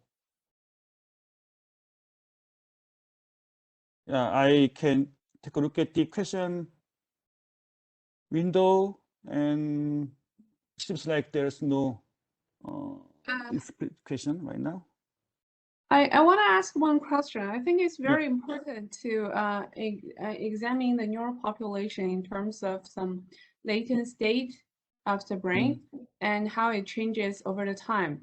I just wonder, by different algorithms, especially the visualization of this dynamics, do you think this population dynamics will be different, will looks different just because of the algorithm itself? Like when I change to another algorithm, the dynamic looks different. So in this case, how do I validate which one is correct? Thank you for very important question, because I think that ultimately this visualization of neural dynamics shouldn't change depending on algorithm, right? Because it is there, and then you need to find them independent of algorithm that you use. But until now, since this latent space idea and also these dynamic ideas have been only hypothetical, I mean that I haven't seen any report that clearly shows that there is some real neural circuit corresponding to this kind of latent structure of the population activity. Although some people suggest that the thalamocortical loop may be the real basis of this underlying dynamics, but we don't know yet. So I think that's why we haven't found the genuine neural dynamics. But so that's why we still rely on more accurate algorithm or more accurate theoretical approach to find the better neural representation. But I think it's still representation, not the real neural activity. So you were saying like you were using the behavior decoding as a validation to examine whether the dynamics is correct. So I just wonder maybe it's like a comments is if we relate this neural population like dynamics to the causality analysis with local field potentials, that could be also a possible validation. Yeah, I think so. Yeah, that's a great idea. Yeah, I really think so. Yeah. Another question. Right. I was writing that question down, but okay. Right. I think we are right at the time now. Okay. If there are further questions, you're free to type your question into the chat box or the Q&A box, and you can answer that right there. Okay, sure. All right. So thank you, Phil, for thanks for having me today. Analysis. Let's move to the next speaker, Dr. Bradman. Bradman, can you share the slides right now? All right. Can you guys see my screen? Yeah. All right. Great. Wonderful. Yeah, screen is yours. Perfect. I wanted to start by thanking you for the opportunity to speak. It's a pleasure to be speaking among people that actually really influenced my work during my graduate school experience at Brown University, which I'll be talking about today. So certainly Dr. Principe and his work with Brockmeyer actually heavily influenced the Gaussian process work that I did. I'm not going to be presenting that today. Happy to talk about it if we have time. Dr. Osborne's work with regards to calibration actually heavily influenced the work I will be presenting today. And of course, Dr. Kim had a stint at Braingate when he was a postdoctoral fellow. So all that is to say is I'm really fortunate to be presenting, and I'm also really fortunate to be presenting as a neurosurgeon in the context of a group of scientists and engineers and people that think very deeply about prosthetics. So I'm going to be wearing two hats as part of today's conversation and today's presentation. I'm going to try to keep it around the 20-minute time window so that we have some time for questions at the end. The first hat is going to be that of a neurosurgeon, thinking very deeply about how this kind of technology can help my patients. And the second is going to be as a neural engineer, having spent a considerable amount of time thinking about neural decoding. And the kind of approach that I'm going to be taking is perhaps less detailed than people that have spoken today that have much more expertise than I do with regards to neural decoding. But perhaps I want to focus more about the clinical application of this and focus more into how we got to where we are and why it's a good idea and what challenges remain before this becomes something that I can use for my patients. So no further ado, I'm currently a functional stereotactic neurosurgery fellow. So a fellow in clinical medicine is equivalent roughly to that of a postdoc. It's where you go and you subspecialize with people that are doing work that you're excited about. And I'm here at Emory University, calling you from Atlanta, Georgia. And starting in October 2021, I'm actually starting as a neurosurgeon at UC Davis. And I'm looking for postdoctoral fellows or professional software engineers to come join me.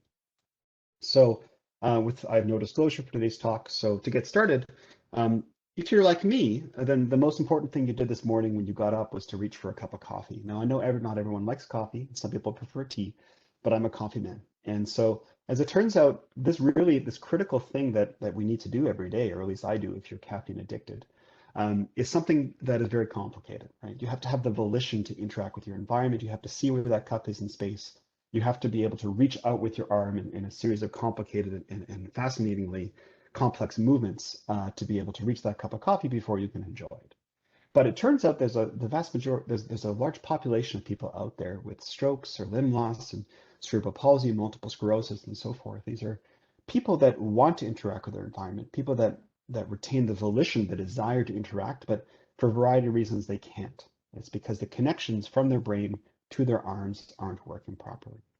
And so what I'm going to be talking to you today, and certainly the theme of what we talked about today from the various speakers, is how brain-computer interfaces can be used to help people with these kinds of problems. So I'm going to define a brain-computer interface as a device that helps people with paralysis control objects in their environment using their minds. So a brain-computer interface is a device that decodes neural signals and then allows people to be able to control objects in their environment by harnessing those neural signals. And fundamentally, a brain-computer interface has three components. There's a sensor, there's a decoder, and an effector. And we've spent a lot of time today talking about various kinds of effectors in terms of peripheral nerve stimulators or robotic limbs, for example, prosthetic arms. And we've spent a great deal of time talking about decoders as well, in terms of various kinds of approaches and adapting decoding algorithms and decoding algorithms that focus very deeply on latent spaces. And of course, sensors is the source of information, be it an EEG signal, an ECOG signal, single unit recordings, fMRI signal, what have not. But the idea is that when you have a device that has a source of neural information, can apply some kind of decoding algorithm in real time in order to control an effector, you have a brain-computer interface. And when that effector's output subsequently affects the sensor input, you have a closed-loop system. And so what I'm going to be focusing on today is a particular kind of brain-computer interface. And there's many sensors, of course, but we're talking about a Utah array or a Blackrock array. And so this is a device that specializes in recording single unit activity. And specifically what we're going to be talking about is how the Utah array or Blackrock array has been used for the last 15 years as part of an ongoing clinical trial called Braingate. And Braingate is a clinical trial that's a multi-site collaboration between Case Western University, Stanford University, Harvard, and Brown University that is looking at the feasibility of implanted intracortical electrodes in people with paralysis. And so conceptually it works as follows. Here the sensor is the Utah array. The decoder is the mathematical algorithm that translates the high-dimensional neural signal, receiving information from 96 channels or potentially even 192 channels simultaneously in order to control a computer cursor on the screen. And so this is what it looks like conceptually. This is what it looks like in practice. And so this is an example of the very first Braingate 2 participant. This is a gentleman who has a complete spinal cord injury. So a complete spinal cord injury is where you cannot move your arms and where you cannot, specifically a complete cervical spinal cord injury. So this person cannot move their arms and their legs and also does not have sensation below their neck. Yet this is someone that has the desire to interact with their environment. And this person underwent surgical implantation of an array into their primary motor cortex.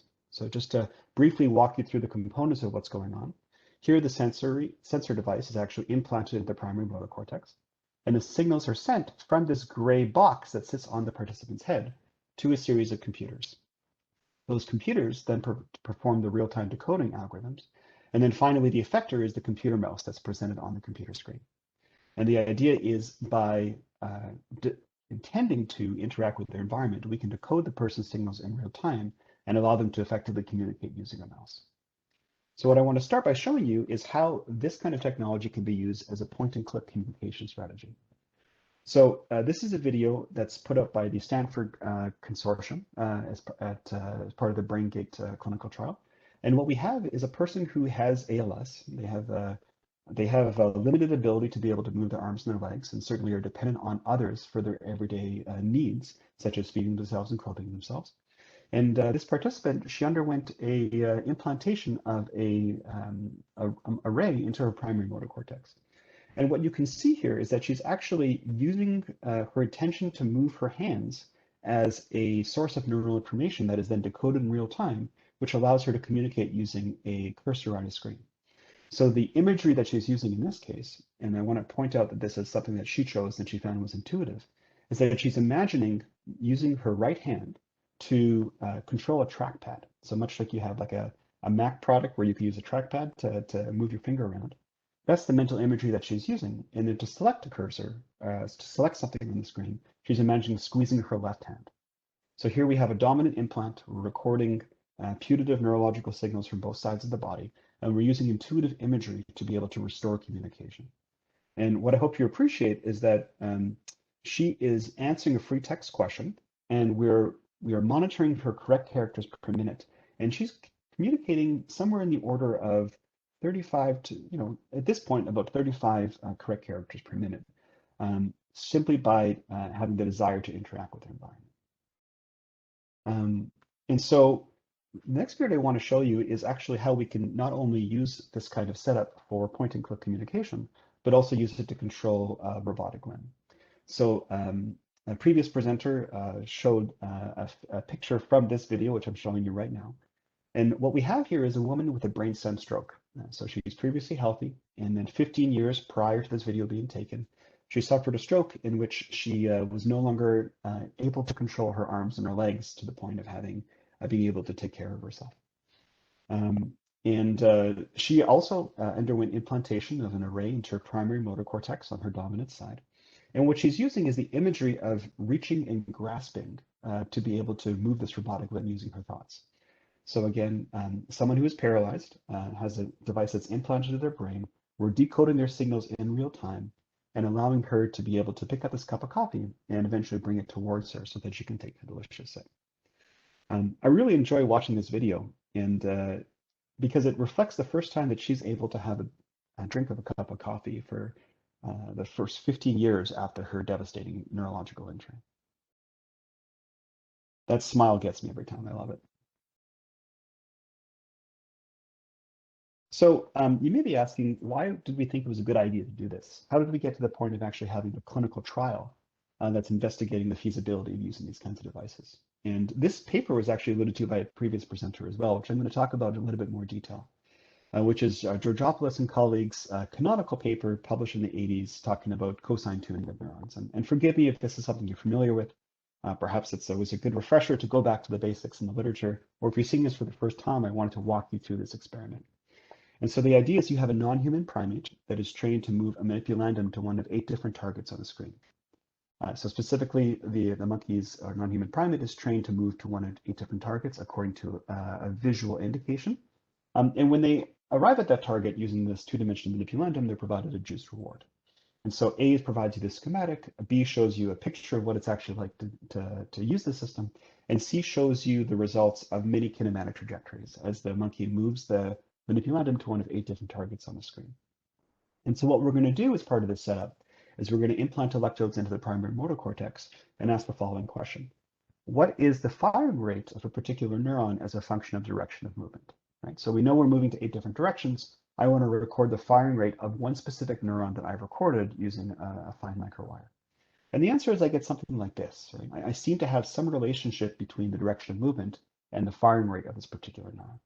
And with the eye of faith, what you can do is actually parsimoniously described or effectively describe the firing rate of this particular neuron using a cosine tuning curve.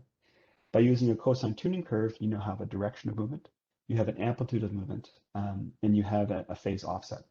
And so what we mean here is that the phase offset corresponding to the maximal firing rate of this neuron is called the preferred direction of this neuron. And this has also been alluded to by previous speakers. But the idea is that this particular neuron's properties in this context suggest that it fires most when you travel 135 degrees, and conversely, when you go opposite the direction of that, the firing rate is minimal. And so what you can do is actually record the firing rate for multiple neurons simultaneously and learn the relationship between movement of direction and firing rate. In other words, you can learn based on the data the preferred direction of these neurons. And so the question is now, how do I effectively decode these signals in real time as part of building a brain-computer interface application? And so I've now learned these preferred direction, and it's my goal then as the scientist or the engineer to then translate these signals in real time to allow me to control a computer cursor. So what we're going to do is simply do a simple vector addition as an example. So for example, I have previously learned that the firing rate of the first neuron fires most at 90 degrees, the second neuron at 45 degrees, the third neuron 135 degrees, and so forth.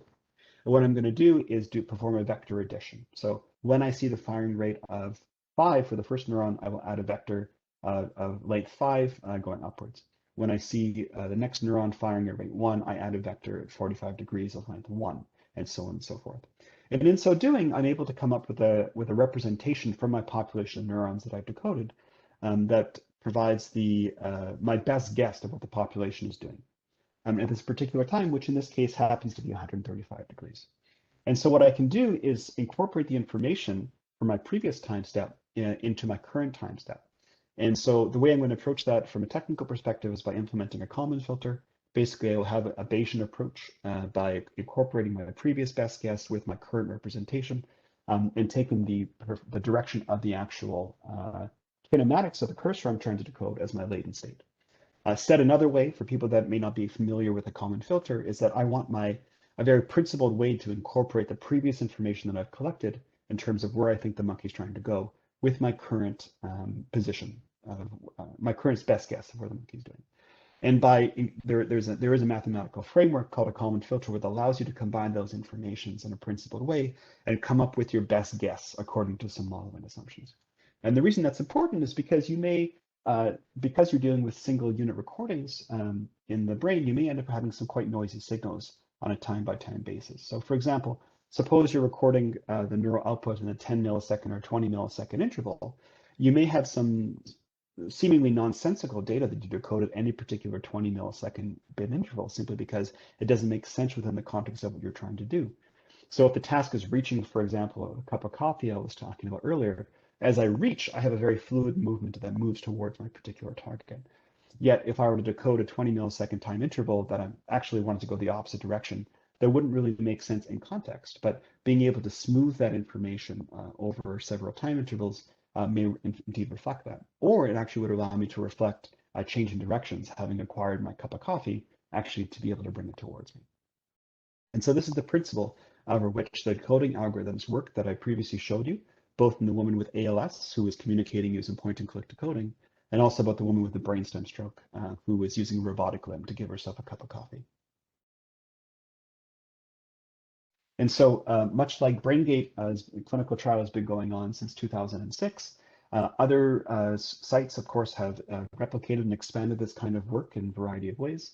I've just shown work from the Pittsburgh group with Collinger et al., which is demonstrating how a woman with paralysis was also able to feed herself a chocolate bar. So we chose coffee, they chose chocolate. Everyone has their poison about these kinds of things. But nevertheless, this kind of technology has been replicated by various sites, and there is tremendous momentum and excitement about this kind of technology being able to help people in the future. But we're not there yet. And this is where I get to put on my surgeon's hat and say, well, why is it that I can't actually provide this to a patient? Why isn't that I can't have the conversation that says, you know, Mr. Smith, I'm very sorry you've had your spinal cord injury. Your brain-computer interface implant is scheduled for next week. We'll get you up and running with a communication device or a prosthetic device in no time. We're not there yet, and we have a little whiles to go. And I want to focus on three different components of the BCI system that need to be addressed before we can think about having a device that is that I could potentially use for my patients moving forward. The first is the fact that there's a gray wire sticking out of this guy's head. Now, I'm a functional stereotactic neurosurgeon. I specialize in implanting devices in people. Specifically, I'm interested primarily with deep brain stimulation, responsive nerve stimulation, and vagal nerve stimulation to help people with movement disorders and epilepsy. And these devices are fully implanted. Right? They're devices where people come to me, they have brain surgery done in a sterile environment with batteries that are fully implanted. And these devices are robust and reliable, and they work. And we're not yet at the point where we have fully implanted devices. And I think there's a lot of excitement moving forward, and certainly there's laboratories around the world that are interested in developing devices that are fully implanted in people that are trying to solve the very difficult problem of streaming real-time neural data robust and reliably, but we're not there yet in terms of device that I can use. The second is this requirement for this gigantic set of computers. The results I've showed you both in the robotic limb control and with the robotic limb control as well as the point-and-click decoding used 5 or 6 computers working in tandem to be able to get the system to work. And those computers had to be on a specialized cart with a specialized power supply run by a technician. And so eventually we have to get to a point where the entire device fits on an iPhone, or say something equivalent that is both portable and rechargeable and potentially fully implanted that could help people have a device that works on demand for communication. And the third is that not everyone gets to go home with a master's student or a technician, a full-time a technician who's specially trained in neuroprosthetics. And so we have to come up with a device that's intuitive and robust and just works for people. And so that became the focus of my research work at Braingate. And I was interested in asking the question of how do we reliably and robustly and quickly calibrate decoders so people can start using them. Because what you don't want is a system that takes 6 months or a year to be up before you can start using, right? You don't have to calibrate a deep brain stimulator for more than a couple of weeks as an outpatient setting before it starts to work. You don't have to calibrate a pacemaker before it starts to work. The idea is that you want a system that you can simply implant and that the system will be able to learn as it goes, or at least be easy enough to start calibrating that you can hit the ground running. So the research I'm about to show you, it demonstrates how someone is able to use an implanted intracortical brain-computer interface for the very first time to get up and running very quickly. And so in the video I'm about to show you, there's a person with a complete spinal cord injury with whom I sat down before the experiment and talked about how BCIs worked in general and explored various kinds of motor imageries that they thought would be intuitive. So we talked about how, with the intention to move their arm to the right, the cursor would potentially move to the right. With the intention of moving their arm to the left, the computer cursor moved to the left, and so forth. And after talking about a few different kinds of imageries, what we settled on was joystick control. So he had previously played some video games where he was running a flight simulator and had a very intuitive understanding of the flight controls using a joystick. And so what he wanted to do was map this intuition of moving a joystick to the right and left in terms of what a computer cursor was going to do. And so this is where I was talking previously in terms of building on previous work from Dr. Kim, Dr. Principe, and Dr. Osborne, and that this is actually a confluence of all their work in the sense that Dr. Kim, of course, having worked at Braingate, spent a tremendous amount of time working with a common filter and implementing some of the modern algorithms for the Braingate group back in his day. Dr. Osborne spent a tremendous amount of time thinking about decoder calibration as part of her previous work. And Dr. Principe, of course, is a world expert on kernel methods. And so the video I'm going to show you is actually the application of Gaussian process decoding in real time. And so what we're going to be doing is acquiring data and recalibrating a Gaussian process decoder every 2 seconds or so as someone is using a brain-computer interface for the first time. And so the instructions here are move the cursor towards the target regardless of what the cursor is actually doing. And what I hope you can appreciate is that 5 seconds into our decoding calibration scheme, we really don't have very good control.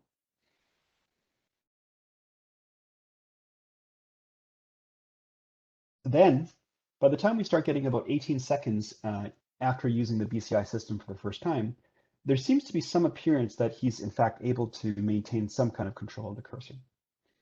And one of the things I'm most proud about as part of my research is that the demonstration that someone with paralysis was able to acquire a target on a screen 37 seconds after using a system for the very first time. And so again, he's never used a BCI system before. We just simply talked about how it ought to work and what kind of imaging would be intuitive for him.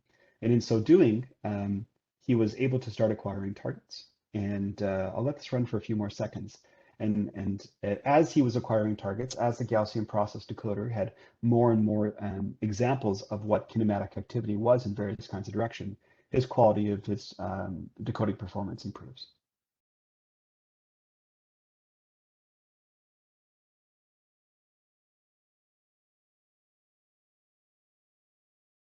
I'd like to remind you, this is also someone with a complete spinal cord injury, so he cannot move his arms and his legs, nor can he feel anything below his neck.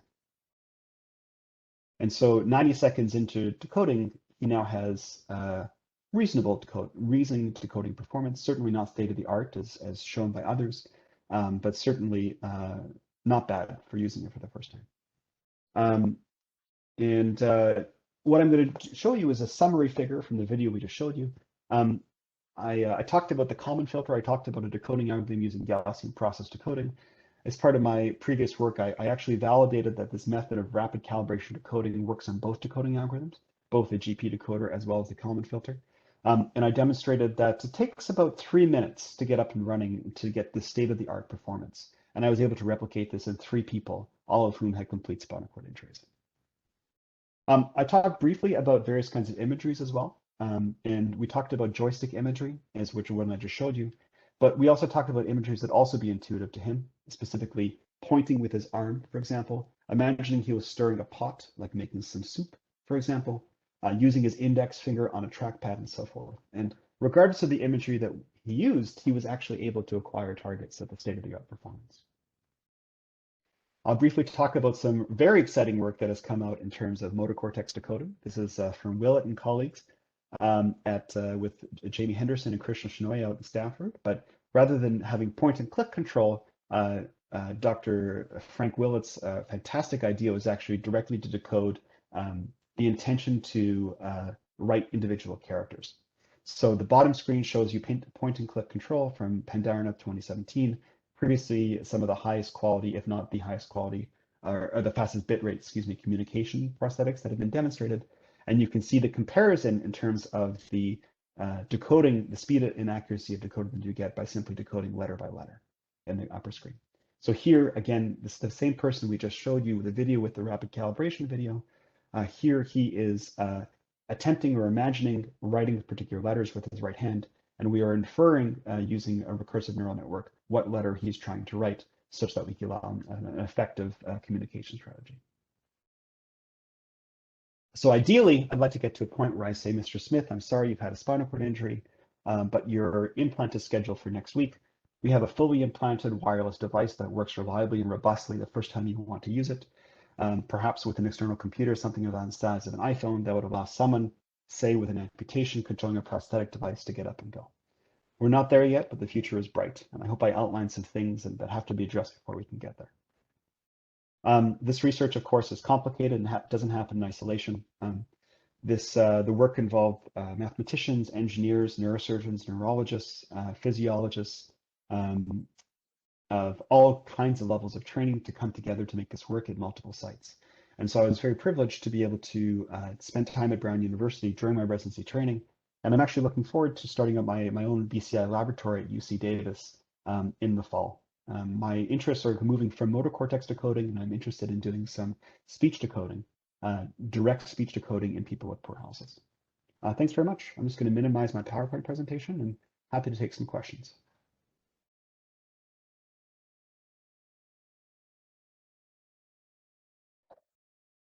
Thank you, David. Let's see if we have, we have questions in the Q&A session.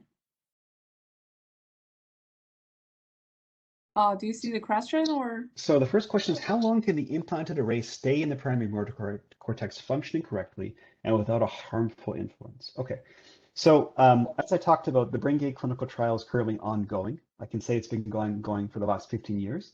And when the clinical trial gets published, we'll be able to talk more specifically about the feasibility and safety profile of these implanted devices. I will say, though, that some of the people in the clinical trial had the devices for more than 5 years. And I can't talk more about that, specifically because it's still an ongoing clinical trial. And when the results get published, we'll know a lot more about it.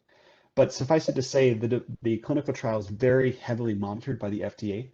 And they are very much interested in the safety profile of these devices. And so we should have the answer to that in the upcoming years. But I can say that some people have been implanted for several years and were able to tolerate the devices quite well. Now, the second part of that question is about functioning correctly. And that is, this is a question that's been addressed by various investigators over the years. And it depends on exactly what we mean by functioning correctly. If the question is, how long do I see single unit recordings in these chronically implanted arrays? The answer is a few years. And this has been shown that after implantation, you can have very robust single unit recordings, and that over time, these signals tend to degenerate. And certainly in my own experience, having worked with data from people, collected from people who had these devices for several years, and when you look at it, there certainly is a degradation in the kinds of single unit recordings you can get. But that's a different question than asking how long can I actually get signals that are clinically meaningful. It's perhaps not focusing on single unit recordings anymore, but now focusing on threshold crossings in general, or focusing on local field potentials. And the answer to that is over 5 years. The video that I showed you with the woman reaching and grasping with that robotic limb was taken 5 years after she was implanted with the Utah array. So it's I'm very excited to see how this kind of thing progresses. But all that is to say is that there's ample evidence now that there's chronicity on the order of years that these devices can then be used for effective BCI decoding. Thank you, David, to provide very different perspective as a medical doctor. I also have some questions. So you mentioned that some patient had this array implanted more than 5 years. And you also mentioned that you want to remove the cables of the arrays, like everything is wirelessly transferred. But of course, there is always a dilemma that when we have this wireless transfer,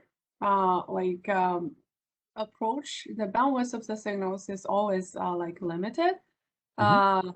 Yeah, so that means perhaps passing only the spikes is more reasonable than passing all the raw data.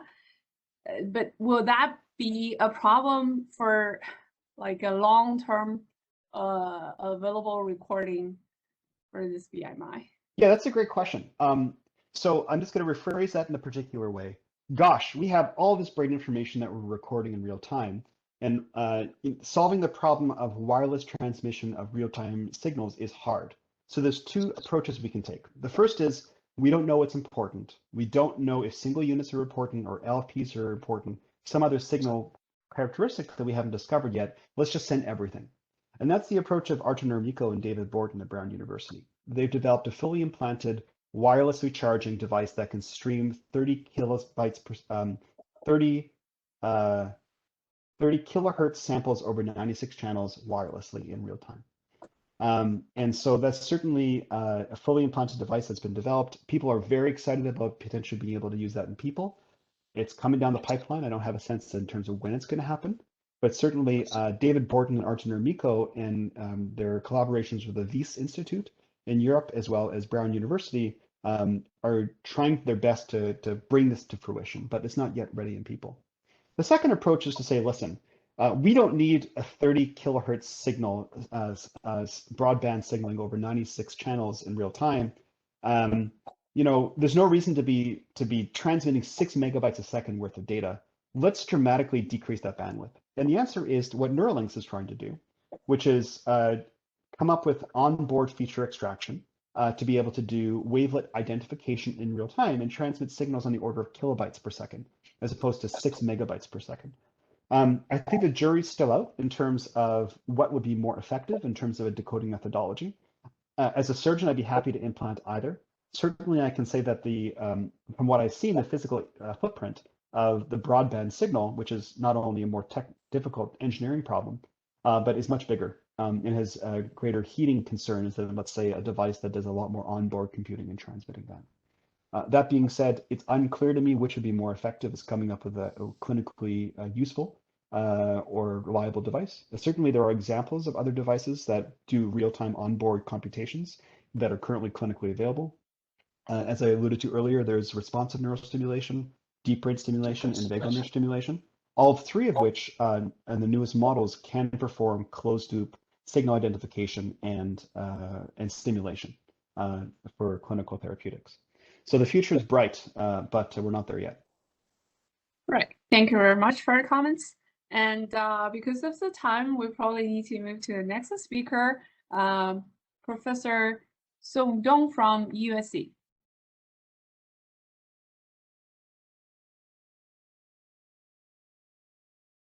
Professor Song, do you have the screen shared? Okay, great. The screen is yours.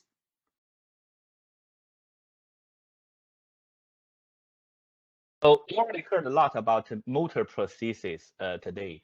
I'd like to switch gears a little bit to talk about what I call hippocampal memory prosthesis. Before I start, let me. Can you hear me?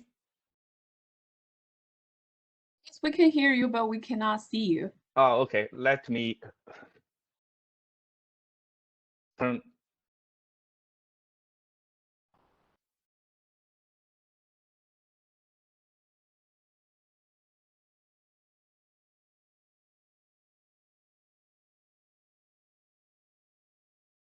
Yeah, let me just stop sharing for a minute. Okay. Can you see me now? Yes. Yes. Okay. So hippocampal memory prosthesis is a biomimetic device try to mimic signal processing function of the hippocampal neural circuit. So it contains at least two components. One is the interface between the hippocampus and the using multi-electrode array. And also we need to transform the signal from the recorded signal into stimulation. And by doing that, bypass damaged region using a computational model. So here's a diagram showing how it works.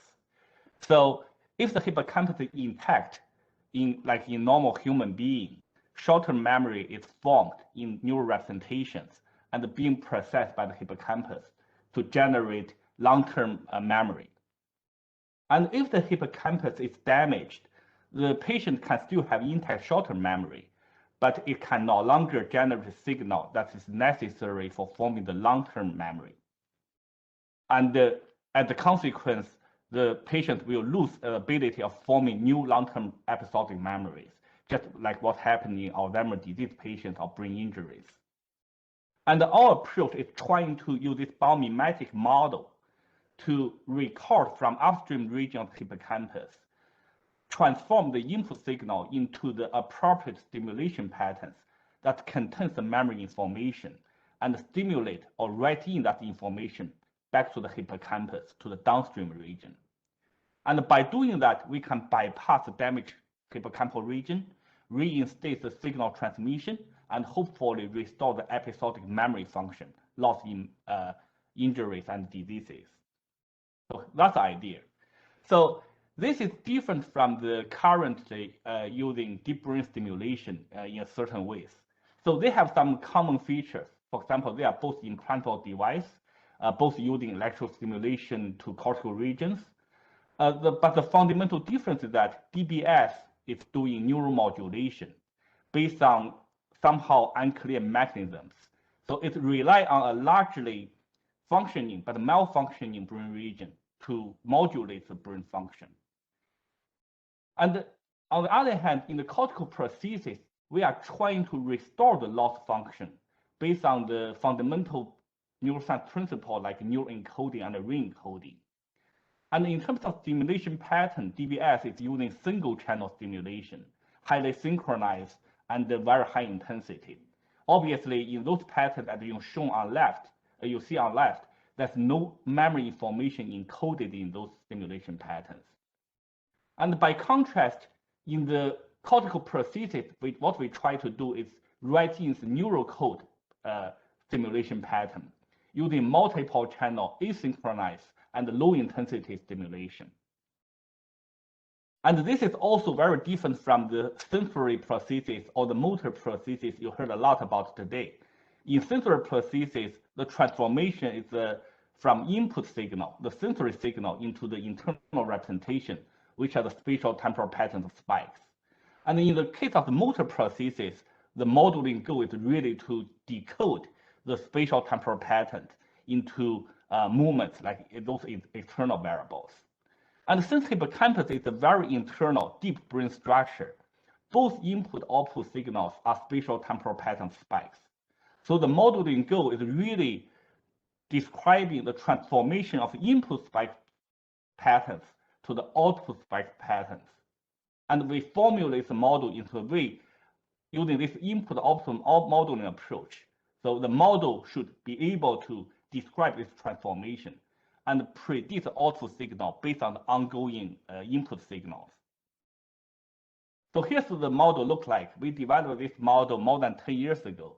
It's a large-scale, multi-input, multi-output, physiological plausible, nonlinear dynamic model for describing the transformation from input spike trends to output spike trends.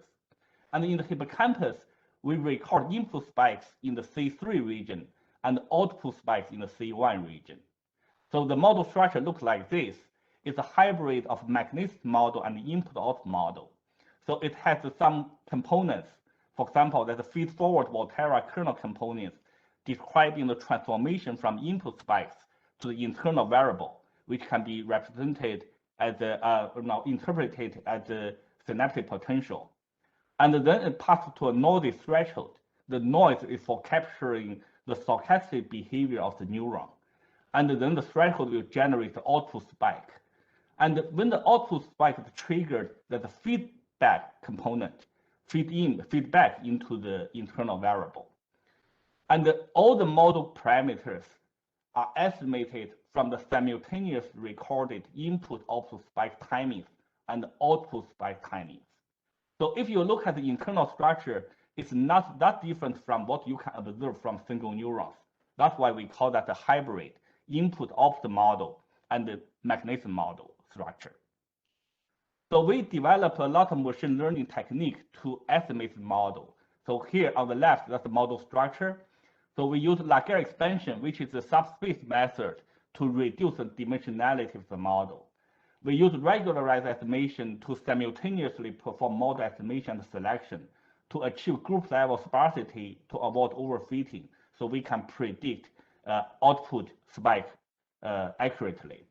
And we use a highly scalable local coordinate descent method to update model coefficients one by one. So this seemingly simple method actually is very scalable with the number of neurons being recorded. And eventually we use parallel computation to speed up the estimation to allow us to turn around in animal simulation and human studies. So one nice feature about this model is that it's very mathematically tractable.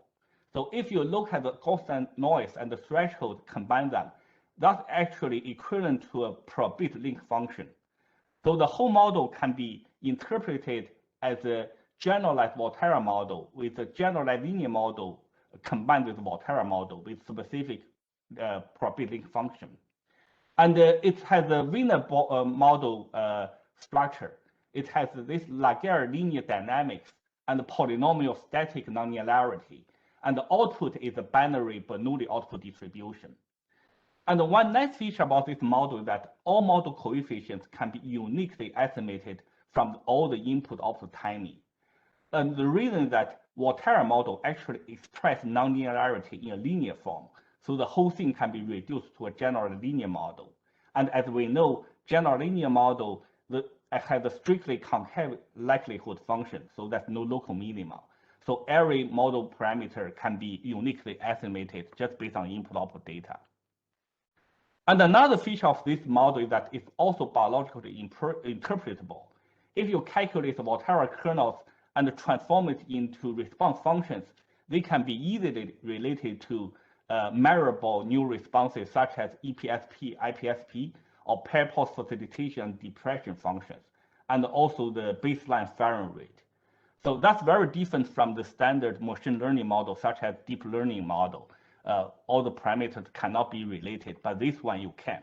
You can, by looking at the model variables, to tell something about what happened in the neurons in the neural circuit.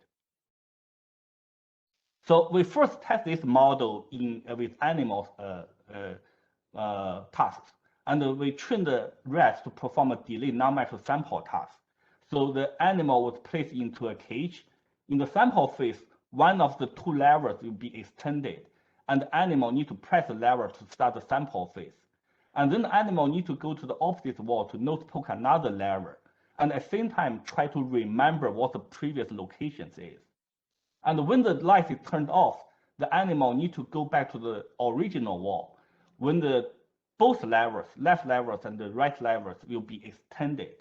And the animal need to, based on its memory, to choose the opposite lever to the previous one and press on it to get a water reward.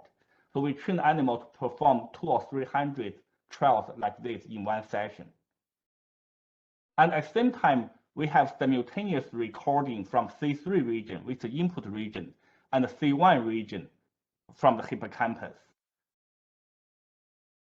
And if we plot the percentage of correct trial as a function of the delay, we can get this nice forgetting curve, which evaluates the memory capability of the animal. So we did the experiment in a few steps. First, we take this intact animal, record from C3 and C1 region. without interrupting the C3 to C1 connectivity. We record normal input-output model and build a MIMO model for the prediction. And at the same time, we record this baseline forgetting curve like this. And in the next step, we inject MDA channel blocker between C3 and C1. After this injection, we can see the input spatial temporal patterns remains largely intact, but the output spatial temporal patterns activities are interrupted. And if you look at the behavior, the memory performance decreased and the forgetting curve shifted down. And eventually in the final step, we record the largely intact input pattern from C3 and use the model estimated from the normal signal to predict what the appropriate output signal should be, and then use a microelectric stimulator to write that signal back to the C1 region. And by doing that, we can shift the forgetting curve back up, not exactly to the baseline value, but largely restore, showing the memory function is partially restored by this approach. So this is animal study. About 7 years ago, we were supported by DARPA RAM program to test this approach in human subjects. So here's an image showing the implanted electrode in those human patients. This is one particular human patient. And we use ATTAC electrode array electrode, which are designed for DBS to perform this task. And our neurosurgeons actually implant this with electrode in a certain way that part of the electrodes are recording C3 activities, and the part of the electrodes are recording C1 activities. So we can use the same kind of modeling approach to trial model-based simulation. And the memory task we use is the delay matrix sample task. In this task, we let the patient to see different images. In the sample phase, one of the images will be presented. And then the patient needs to press on the image to generate a sample response. Then a delay will be introduced. And after delay, multiple images, including the previous image, will be presented on the monitor. And the patient needs to press or touch on the same picture, right, like this one, to generate a match response. And that concludes one trial. And then patient move to the next trial. And to assess the long-term memory, we also introduce this delay recognition task, meaning when the patient is performing this task, in some of the trials, we perform the simulation based on the MIMO model. In some of the trials, we don't perform simulation. And in some of the trials, we perform simulation, but with shuffled simulation patterns as a negative control. So after we perform this task, we also let the patient to rank the familiarity with the images. Some of the images have been shown in the sample phase with simulation.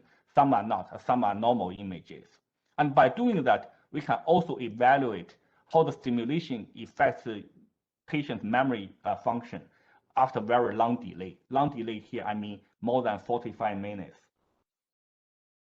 So here's what experiment look like. And this experiment is mainly performed by my student Xi Shi. So here is the sample phase. As you can see, the patient is seeing one image from the monitor. Then that image will disappear and introduce a delay phase. And then multiple images will be presented on the monitor. And this patient successfully pick up the previous image was shown from the sample phase. So the results show that our model can very accurately predict C1 activity based on the C3, ongoing C3 activity. So as this figure shows, the mid-bottom, the first row is the actual spatial temporal pattern spikes recorded from C1 region in this specific patient. And in the second row, that's what the model predicted based on the C3 activity of the C1 activity. As you can see, there are two things. First is that the neural activity is very much modulated by the memory events, which shown in the third row, right?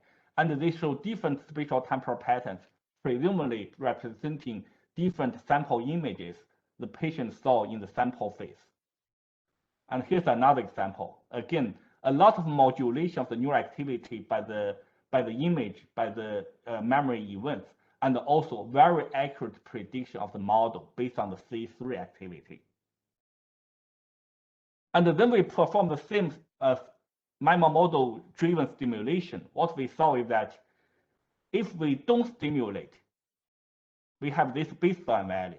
And if we use a MIMO model-based stimulation, we can increase the performance by almost 20%. And that effect disappeared if we don't stimulate the C1 region, or we send stimulation, random stimulation to a C1 region. And the same pattern was also observed in the delayed recognition task. So this result shows that using this kind of MIMO model-driven approach, we can write in the neural code-based stimulation pattern. And by doing that, we can enhance the memory function in those human patients. So back to the model, as I briefly mentioned, that model belongs to a specific model called the Wiener-Bose model. And the Wiener-Bose model is a cascade of linearity, static linearity, linear dynamics plus the static nonlinearity.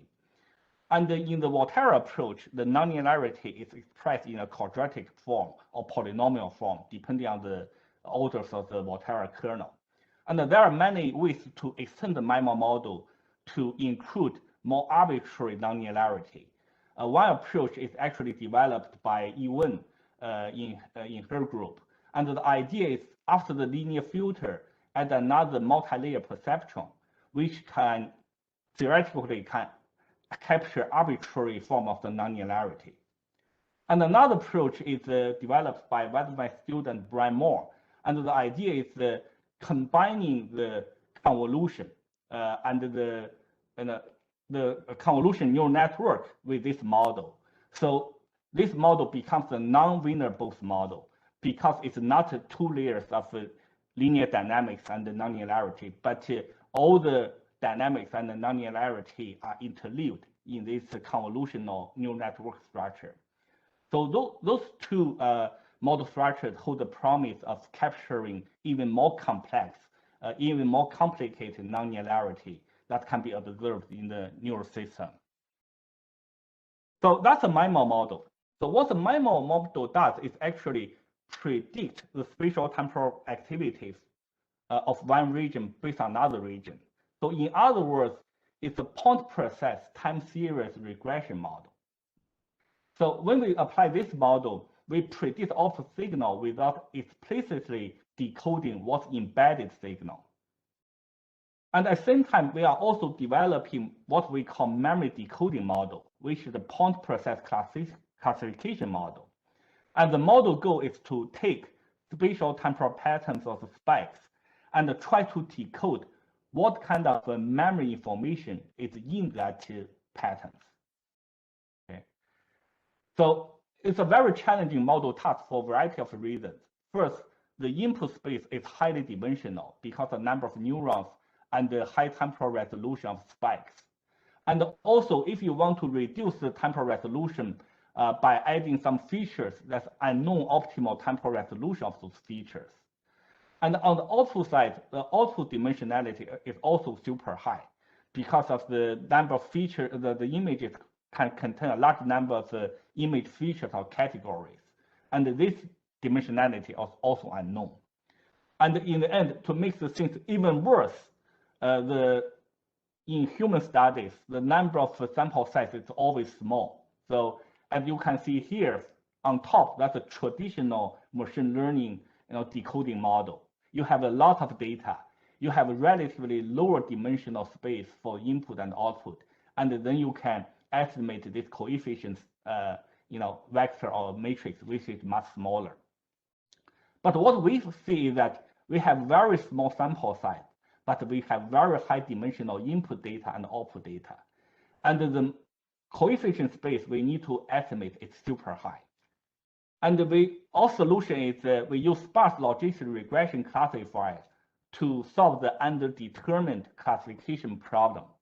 And then we combine multiple temporal resolution using different B-spline basic functions. And we also obtain salient memory labels from the normal human subjects try to reduce the dimensionality of the output space.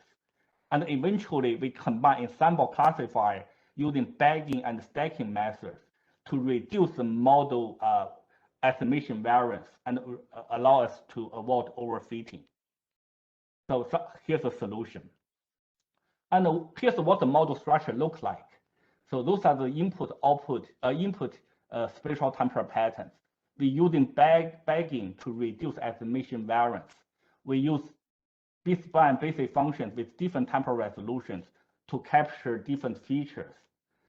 And then we use logistic regression to solve overfitting. And in the end, we use another meta-learner classifier, which also has a logistic regression form to fuse all the different temporal resolutions to form this multi-resolution memory decoding model. And our results show that if we use this model structure, multiple memory categories and features can be decoded from the spatial temporal patterns recorded in the hippocampus during the sample response event in almost all patients with some variable performance. And here, method correlation coefficient 1 means perfect prediction, 0 means no prediction. And also, if we use this ensemble classifier, adding this second layer can boost the performance of the classification accuracy and reduce the prediction variance. And the reason that it introduced this ensemble learning method, so there are multiple weak classifiers are combined into a strong classifier. And in the end, I want to very briefly mention the interface technology being developed in my lab to support the development of hippocampal memory prosthesis. Because if you talk about memory prosthesis, it has a lot of unique requirements. We require high density recording, chronicle recording, and multiple region recordings. And we also need to record and stimulate multiple neurons at the same time, and which is not available in the traditional neural interface technologies. So my student Huijing Xu, in collaboration with Dr. Elements group, have developed this paradigm-based, polymer-based conformal multilateral array. So by considering a settled architecture and cell layer shape, we design this 3D layout can maximize the number of neurons being recorded in the cell body layers. So we can record both C3 and C1 regions simultaneously with much higher density. And also, since it's a polymer electrode, the shank is flexible. It causes less immune response and allows us to get very stable long-term recordings. And our best recording can last for almost a year. And if you look at the signal-to-noise ratio, it remains almost constant after 1 year of continuous recording. Another student of mine, Sahar Al-Hudayan, is solving the problem of developing multi-channel microstimulator with artifact ejection, which is also needed for the prosthesis. So instead of using several independent stimulators, he used a multiplexing technique to combine to suppress all the MIMO model prediction into a single channel signal.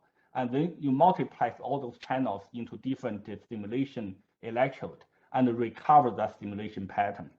And by using that artifact rejection technique, we can also record right after stimulation to validate the effect of stimulation electrophysiologically.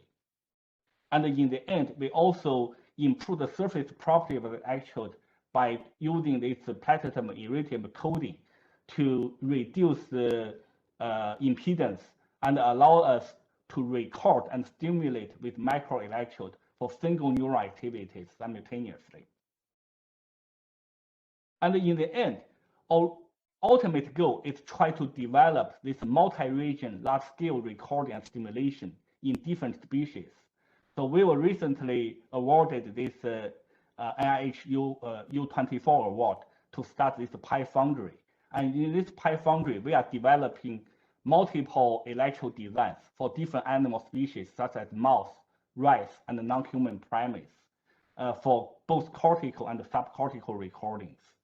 And we also provide a free service for all the neuroscience or neuroengineering community. you can go to this go to the website of this PyFoundry. You can submit proposal, and we can help you to design, fabricate, and even test the multi-electrode array free of charge. And in the end, here's my conclusion. Basically, what I'm trying to say here is that by combining computational model and the next generation neural interface, we can develop cortical prosthesis that has the potential to restore and even enhance memory functions. And this work is supported by, performed by all my colleagues as shown here. And the modeling work is mainly supported by DARPA. The interface work is mainly supported by NIH and the SF. And I'll stop here for questions.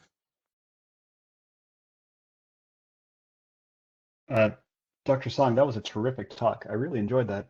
I have two questions. The first question is, suppose I ask someone to remember a bunch of crayons, and then I supply them the signal of, let's say, a different glass, a different picture, you know, a second picture, whatever. Does the person remember the crayons, or do they remember the other picture that I supplied in terms of my MIMO response? I couldn't hear you. Oh, Anybody hear that, David? All right. Yes, I heard David's question. Can you hear me? Maybe I'll type out the question.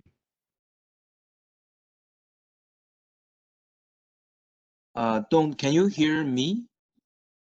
Can you hear us?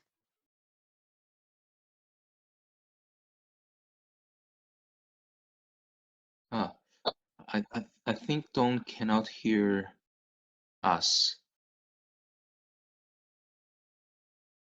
Yeah, maybe David, you can type in the question. Hey, David already typed into the Q&A. Yeah.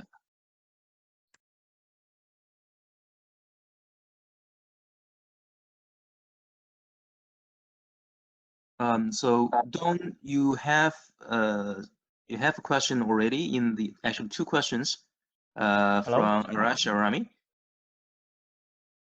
Can you see the question Q&A area? Do you hear us? Yeah, I don't think. Battery 80%. Hello? I think his speaker is on and off. Right. Well, now I have the question in Q&A session. Can you see it? Battery 80%.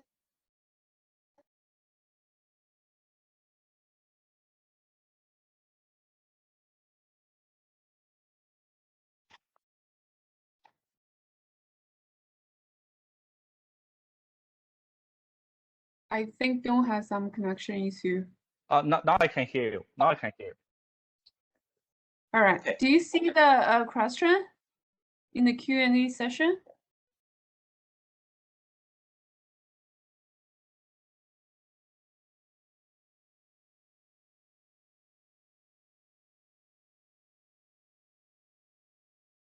So yeah, I saw the question from David. Suppose you stimulate pattern B when you press the user with pattern A, what happens? Yeah, this is something ongoing.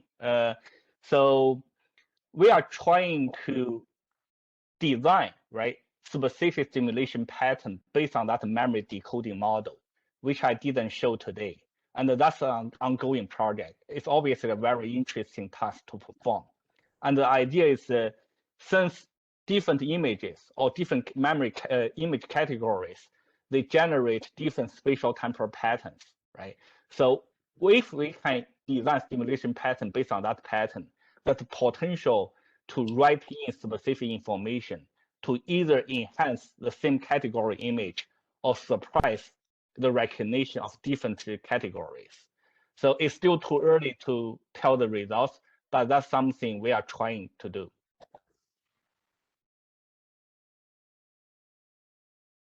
We have another question in the Q&A session. The second question is, how does attention play into the input to the hippocampus? That is, can you tell if anybody is paying attention to the task and does not affect encoding recall in the model? That's another great question. as you know, under DARPA RAM, there are two groups. Our group, we focus on the restoration of this memory encoding in these spatial temporal patterns, right? And the other group, led by Michael Kahana at UPenn, they are working on decoding the memory strength or memory state, which is related to attention level, and apply stimulation when the attention or memory state is weak, right? So that's another alternative approach for solving similar problem. And in my opinion, those two approaches in the end will be combined. So we should keep monitoring the memory state of the patients, and we deliver stimulation only when the memory is not strong enough, and probably using our neural code-based stimulation pattern. Okay. And the last question is, here are also two questions. Can a similar implant inhibit the activation in the hippocampus? Okay, this is basically identical to the first question by David, right? And I think theoretically, there's no reason we cannot do that. We can use the pattern to facilitate the memory encoding if the pattern is consistent with the intrinsic memory pattern. And on the other hand, if we use the pattern inconsistent or opposite to the desired internal pattern, that's potential to suppress that memory representation. And obviously, there's also other potential application for that. For example, for treating like PTSD, right? Some memories are bad memories, you want to remove them. And some memories are good memories or helpful memories, you want to enhance them. And the second question is, it might sound like a Black Mirror episode, but can people control with event memory to remember and not based on the technology in the future? Oh, okay, I have very strong opinion about this question. I don't think our technology in any way sounds like a Black Mirror episode, although on surface they have some similarity. Because that's a very important point I want to make. What we are trying to do here is not write memory information to the patients. Instead, we are trying to enhance or restore the memory function, but not memory per se in the patient, right? So if we help the patient to restore the memory formation function, all the memory would still be the memory of the patient themselves, not the memory we write into it. We just help them to better remember things of their own experience.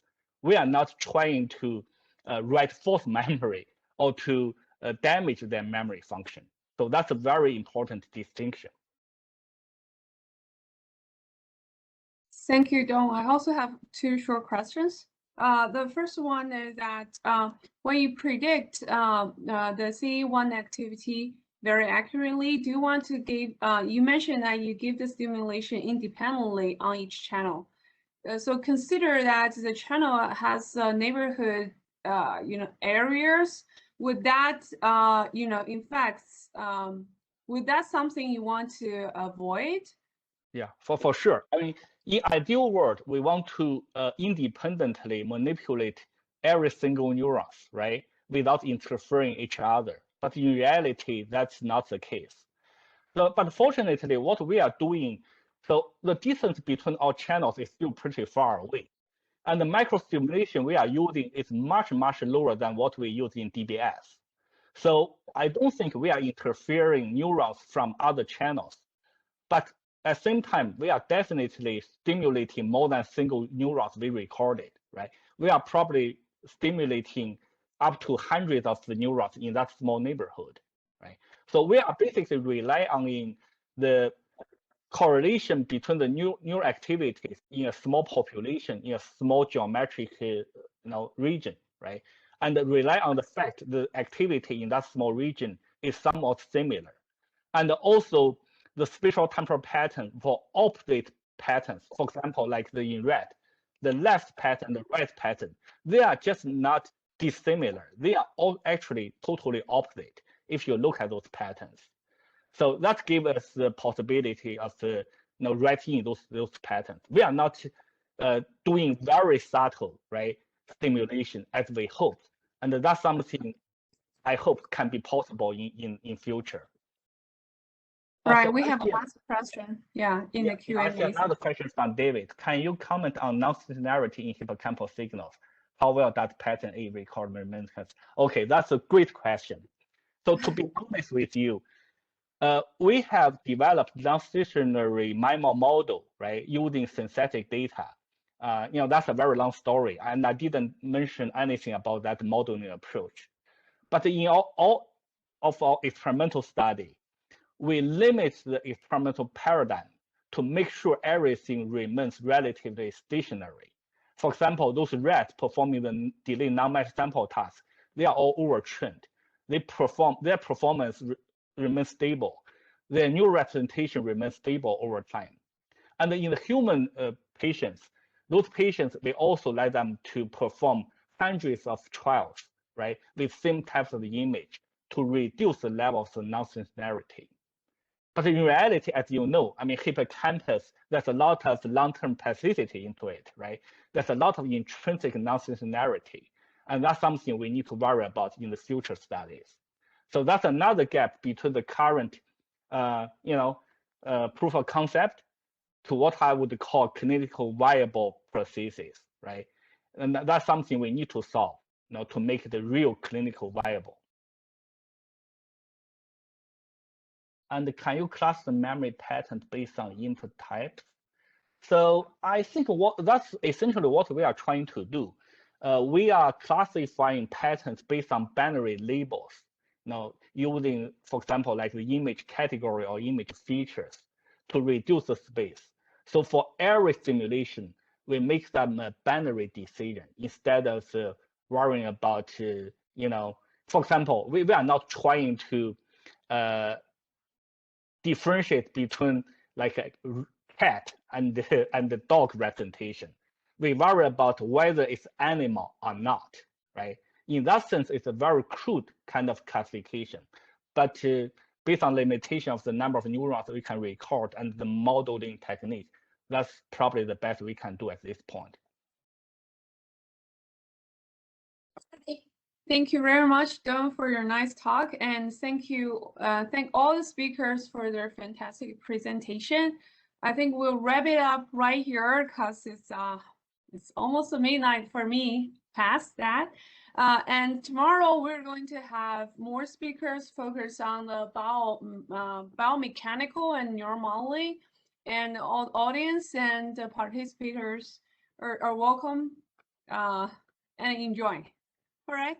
Thank you all, and I guess so much for today. Thank you all for your time. Thank you very much, Evan. Thank you, everyone, for giving the presentation today. Hopefully, we'll see you tomorrow and, of course, the day after tomorrow. Okay, bye for now. Okay, bye.